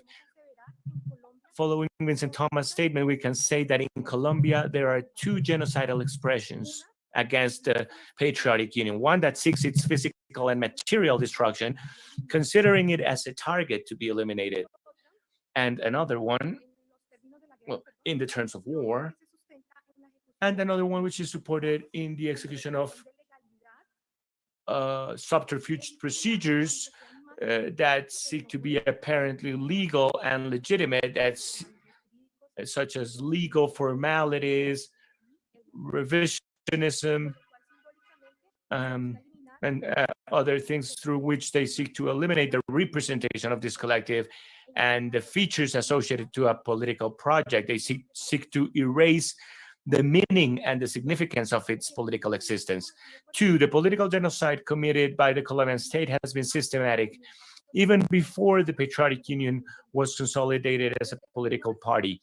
Since 1984, to this day, the state has resorted to military, paramilitary, judicial, legislative, and executive structures to implement a doctrine of national security. It has developed and executed with this collective some eradication plans. To just mention some, the Emerald Plan, Esmeralda, 85 Plan, the Red Valley Plan, and the Coup de Grace plan that contributed to the movements that ideologically safeguard the interests of the elites and the ruling groups. Third, the judgments of groups in power that have helped materialize the eradication of the Patriotic Union have been supported by ideological reasons and the military concept of an internal enemy. And they have also justified it in turn. Their main argument has been to save us from communism, to save us from atheism, to free us or release us from the Patriotic Union and prevent it from consolidating it as a political force. We can illustrate this with the facts that was reproduced by the MAS and distributed in 1988 in the Antioquia Northeast area. This paramilitary ordinance says the Communist Party has responded. They say that we're paramilitary. They are right, but the people must not fear, as we have the police and the army by our side. They are our friends, and they are constitutionally recognized by the government. We want to remind you all that just as our colleagues of MAS, a paramilitary group, wiped Puerto Berrío of so many communist trash, we will eradicate the castrist ELN, we will eradicate the Patriotic Union, we will do away with the people of the FARC. We tell our brothers from the Northeast that we will conquer this region through blood and fire. For this, we have the military support of the army and the police. End quote. So the Colombian state, fourth, the Colombian state has perpetrated for 3 generations a crime against the people of the UP. The legitimation of this genocide is sought through legal and political acts that want to appear as ethical and moral for society to take it on as something that is inevitable and necessary. Thus, imposing policies of forgiving and forgetting, and wanting the burden to fall on the victim, equaling the victim to the victimizer, thus symbolically installing the collective consciousness of indifference and validating expressions such as they must have been doing something, or they had it coming, they must not have been picking coffee. So the naturalization of this crime has been expressed in the resolution of National Electoral Council, whereby they cancel the legal status to the Patriotic Union, punishing a low electoral performance disregarding the fact that the members of the political party were being murdered, were being assassinated, precisely because they were members of the UP party. Precisely so, this community had been subjected to forms of physical violence. Now it was legally subjected to forms of another form of social genocidal practice, the elimination of the political expression. 5. The judicial branch has recognized that the genocide against the patriotic union is a notorious event. However, the state itself gives nuances to this by using euphemisms such as, oh, the disgrace, or the events, or the extermination, the massacre, or the unavoidable tragedy, as if it was unavoidable to kill over 6,000 people, which invalidates the very few recognitions or acknowledgements and fails to comply with guarantees of non-repetition. One of the ways of redressing the UP people as a collectivity, as a social movement, as a symbolic marker of political expression is by recognizing, appointing, redressing, and guaranteeing that the crime of political genocide that the UP was victim to will not repeat itself. Finally, we say that if we fail to use the analytical category of genocide as a social practice, which is what best describes and explains what the UP has been going through, it is impossible to meet this actual guarantee of non-repetition. We cannot guarantee the non-repetition of something that you're not even naming, that you're not even putting in words, that you're not even mentioning, a political genocide. So we request the honorable judges that make up this tribunal of the peoples that they demand the Colombian state ethically and legally to recognize the genocide that is still being committed against the UP with no euphemisms, and that it be recognized through action and not through omission, as it's been done before. To cease the genocide against the patriotic union or any other collective political entity that opposes the status quo. 3rd, that the ordinary processes, both in the comprehensive systems of truth, justice, and guarantees of non-repetition be recognized. The collective rights of the victims be recognized, avoiding the segregation of cases, because collective entities are subjected to genocide are precisely that, collective entities. 4, that the Colombian state assumes that such an atrocious crime as genocide cannot be resolved through amicable meeting, but rather through comprehensive redress and the actual and effective guarantees of non-repetition. Finally, 5, that never again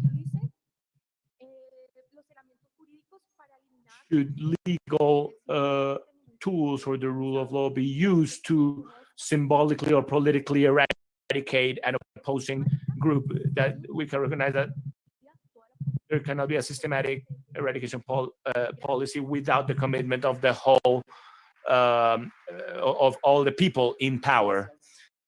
Thank you very much. Thank you. And thanks to the incubator. We also want to remind you that tomorrow in the city of Bogota, we want to remind you that tomorrow we will have the Patriotic Union Party presenting, and they will be presenting a report in parallel to the one that we just presented today. So, colleague, the report from the National Opposition Unit.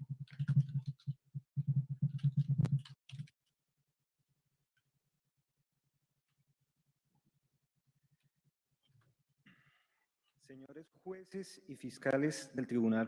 Judges and prosecutors of the People's Tribunal, dear guests, both in person and virtual guests, on behalf of the victims, the oral archive of memory of the victims who did an investigation on the National Opposition Unit, we greet you.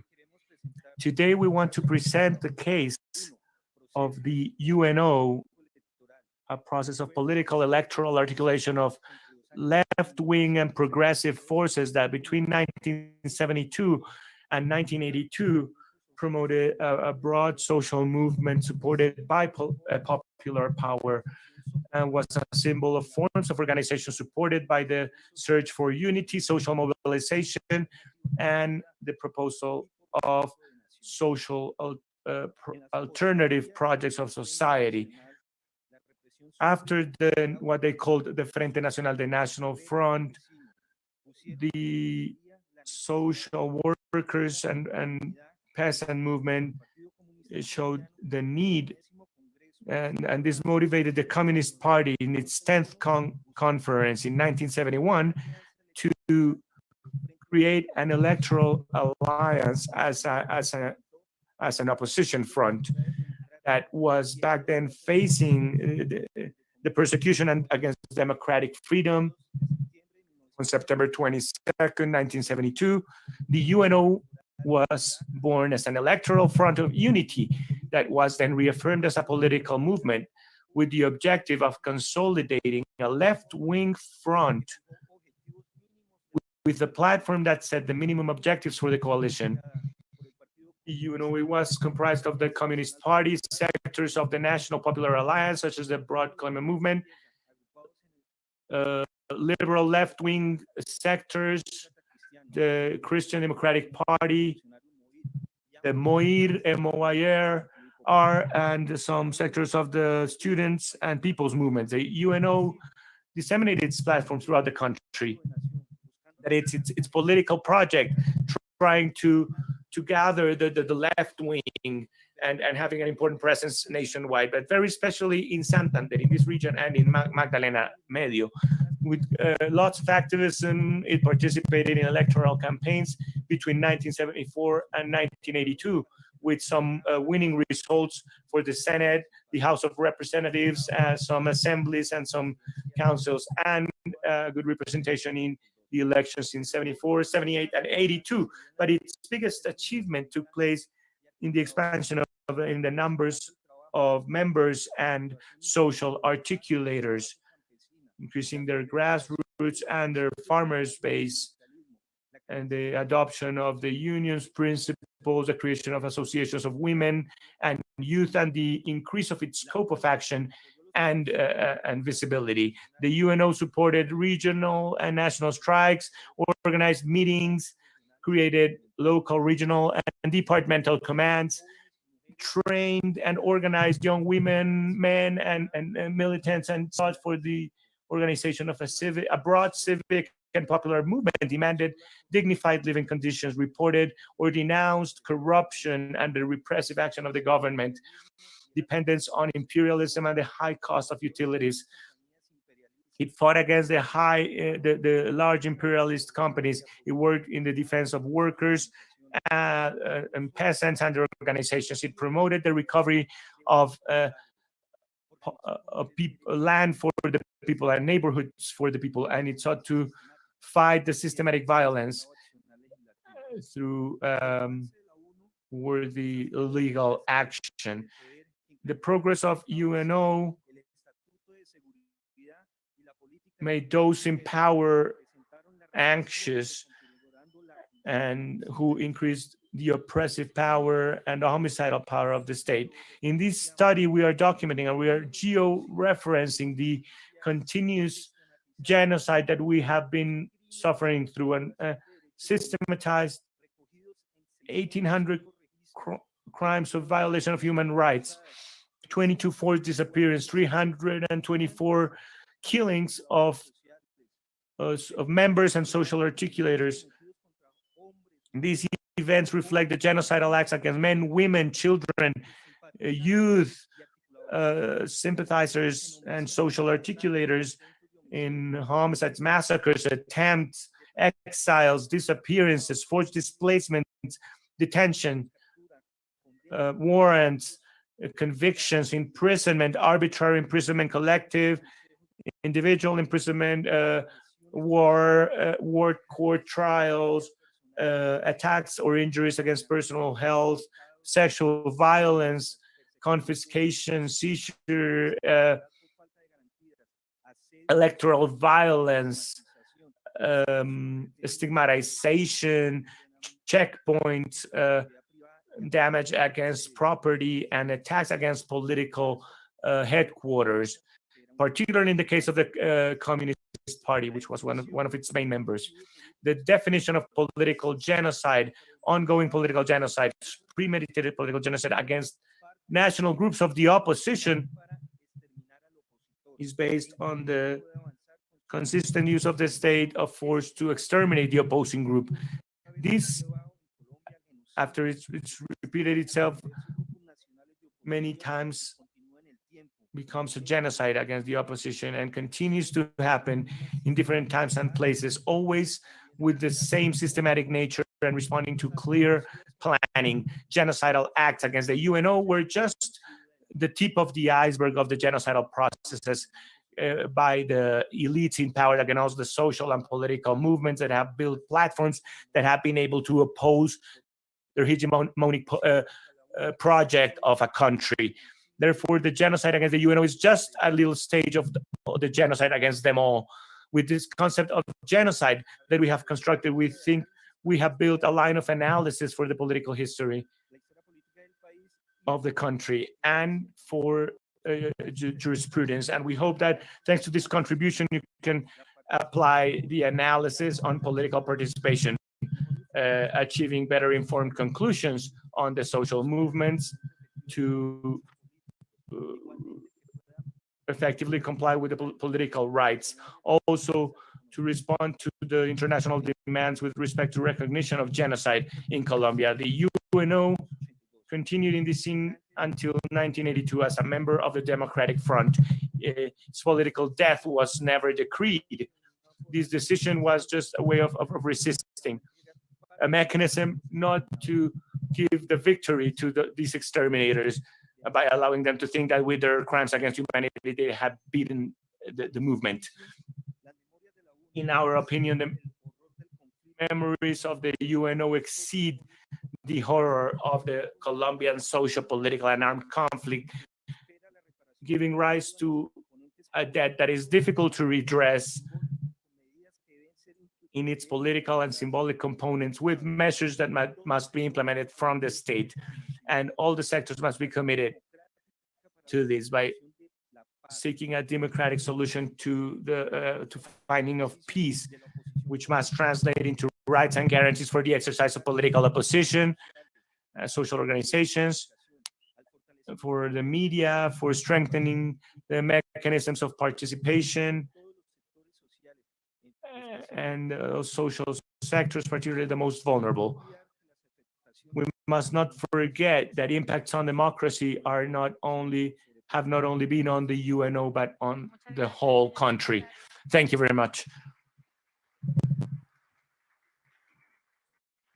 Bueno, después de esta presentación tan... So after this very coordinated presentation, one of the most impacting results of genocide in Colombia, we have the last opportunity to ask the jury if we have a connection with them, if there are questions in this last round, if there are questions that we can share before we close the session this morning. Are there questions? Is it possible? Thank you. More than a question, I want to express my solidarity with the peasant communities, with the students, and with all the social, political movements that have provided their testimony to us. My solidarity with your suffering and pain over the many years, and of course, my admiration for your courage to raise your voices and to provide your testimony to us today. We have taken detailed notes. Thank you so much. I understand that Tony has a question. Hello, everyone. I hope you can hear me all right. The truth is that the volume of information that we have received and the density of this information is huge, as normal in the TPP session, specifically in Colombia. So thank you. Thank you for your exhaustive documentation. I'd like to raise two specific questions, maybe more than questions. There are issues that have arisen in relation to what you have mentioned, and I hope we'll be able to take it into account and for the following sessions. This session will mean a lot of challenges for the TPP jury, to how to translate this quantity of information into the adequate, coherent, sufficient analysis that responds to the expectations. And I want to just share a couple of the challenges. So first is that we have been talking, we've heard through the session, we've been talking about genocide. And so the challenge for the tribunal is to evaluate, in this case, not only the presence of genocidal actions, but also the intention to destroy a group, which is essential in the concept of genocide. And so in some of the presentations, they've referred to the concept of the internal enemy. This is a concept that's very interesting to us to be able to construct this intention or this aim, but it's also important to document, as is possible, the will to destroy a group. And so I'm sure in the documentation that you have sent to us, there is a lot more information, but we haven't had the opportunity to read through all that information yet.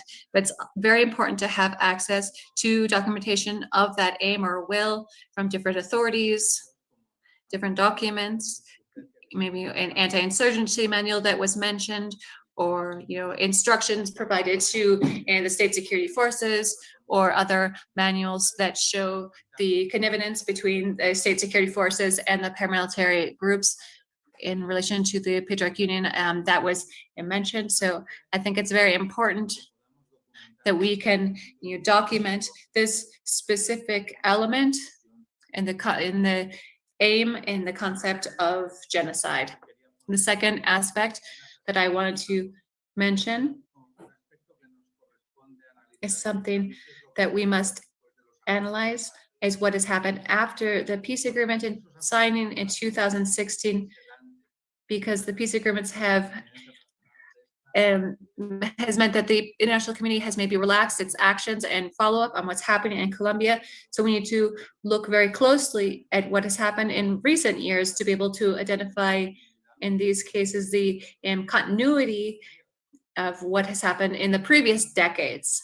And so it's very important to have elements to also evaluate this last phase. And I know there are reports that do include these elements, because it's very important to know, for example, what is the actions of the different mechanisms, such as the Truth Commission and the Special Jurisdiction for Peace in relation to the demands presented by the different groups and social organizations that have been able to present information before these entities. And also the willingness, more than the willingness of these entities, what is the openness or the interest of the government to support the efforts of these institutions to ensure access to redress for these entities. And so it'd be very important to also to include these elements from the organizations as well as the prosecutor to be able to analyze these elements. Thank you. I think this is a proposal for the prosecutor, and hopefully they will be able to do this today or maybe it's probably tomorrow. Are there any more questions? We might have a couple more minutes. Andres Barrera, you have the floor. Then Felipe as the president. Good afternoon. First off, I'd like to say that I'm surprised.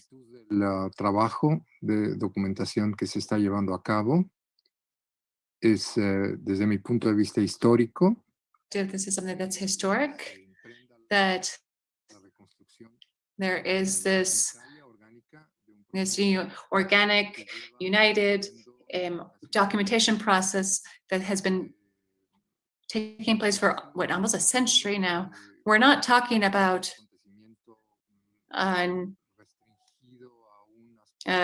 restricted events that are limited to just a few decades. This is almost a circular movement. And so this historic reconstruction, it proposes or lays out a legal and theoretical problem, which is very important.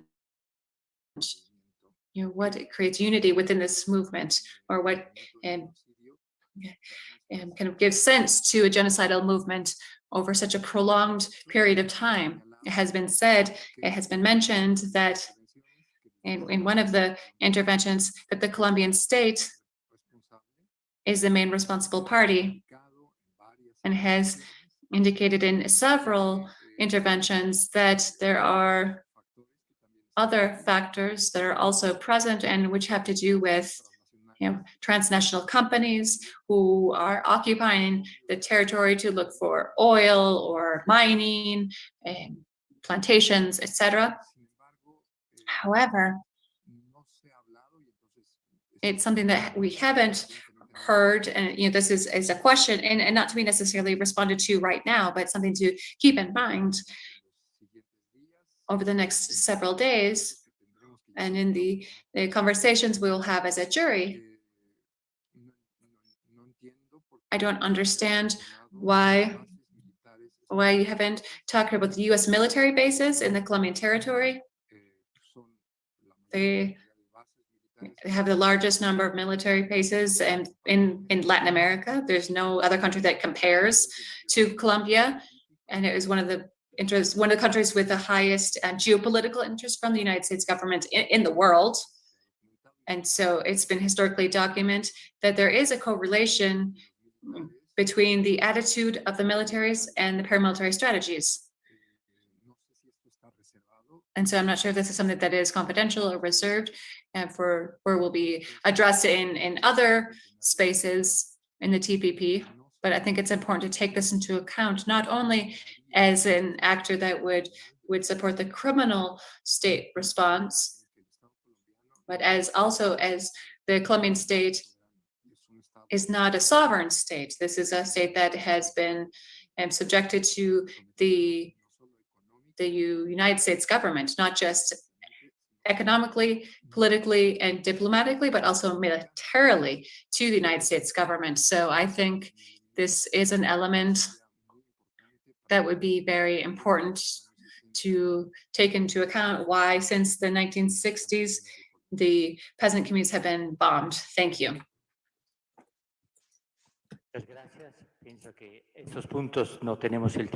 Thank you. I don't think we have the possibility to address these issues right now, but I think the prosecutor and others maybe can include these issues as we proceed tomorrow. So Felipe, as the president of the space, has the floor.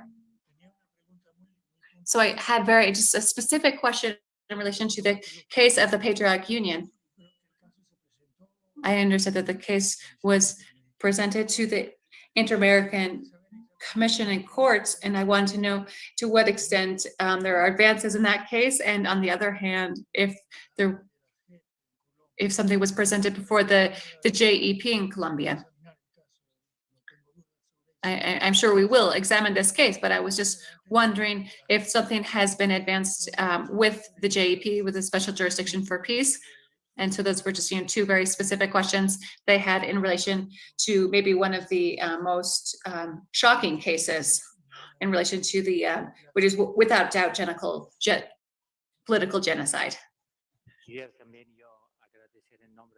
I'll thank you in the name of Rey Phenom, all the efforts and amazing work, the invitation to all of you.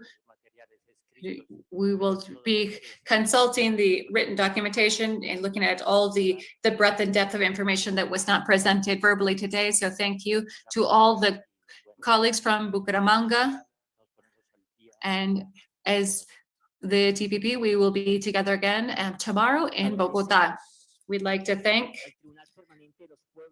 the Permanent People's Tribunal, its General Secretary, and all of the participants from the peasant communities who traveled from Catatumbo, from Cesar, from Arauca, from Ciudad de Bolívar, Cesar, Cauca, the colleagues from Buenaventura, the CNA, people from Anuc, the ex-political prisoners,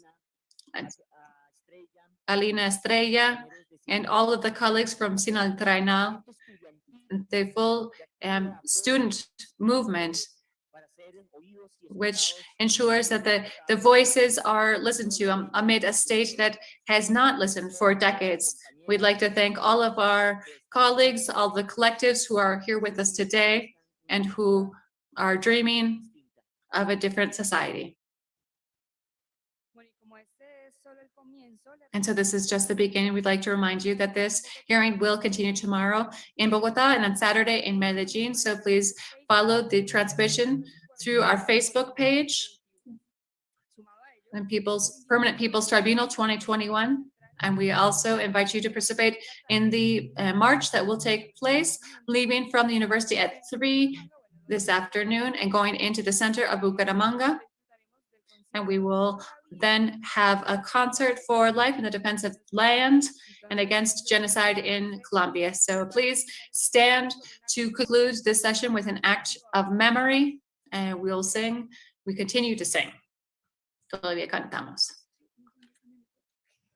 Igualmente, compartir mientras que esto ocurre, And so while we organize, the musicians organize themselves, I'd just like to say there will be a collective lunch spaces to share a collective, as is our dream, to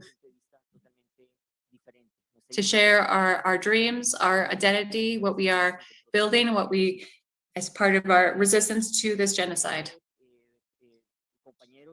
And also colleagues, and there might be some activities that are coming up shortly, you can let us know. Miguel Angel Beltran, thank you for being with us today. It's very important to have your support and accompaniment. And also thank you to all the communities who made these huge efforts, these peasant communities who made a huge effort to be with us today. So again, 2:30, the march will start. And at 4 o'clock, there'll be a concert in favor of the territories against genocide in Colombia.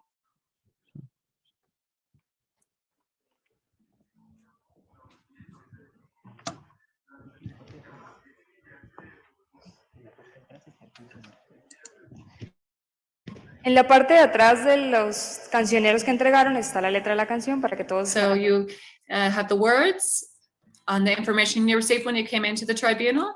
You can sing along with us, please. Sonido. Si quieren, pueden bajar.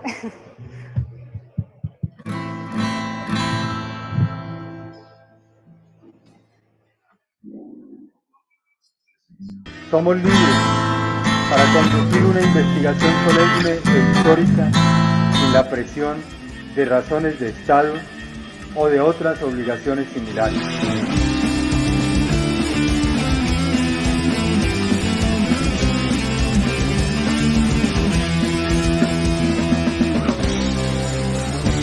Tenemos fe y esperanza en esta alternativa de justicia.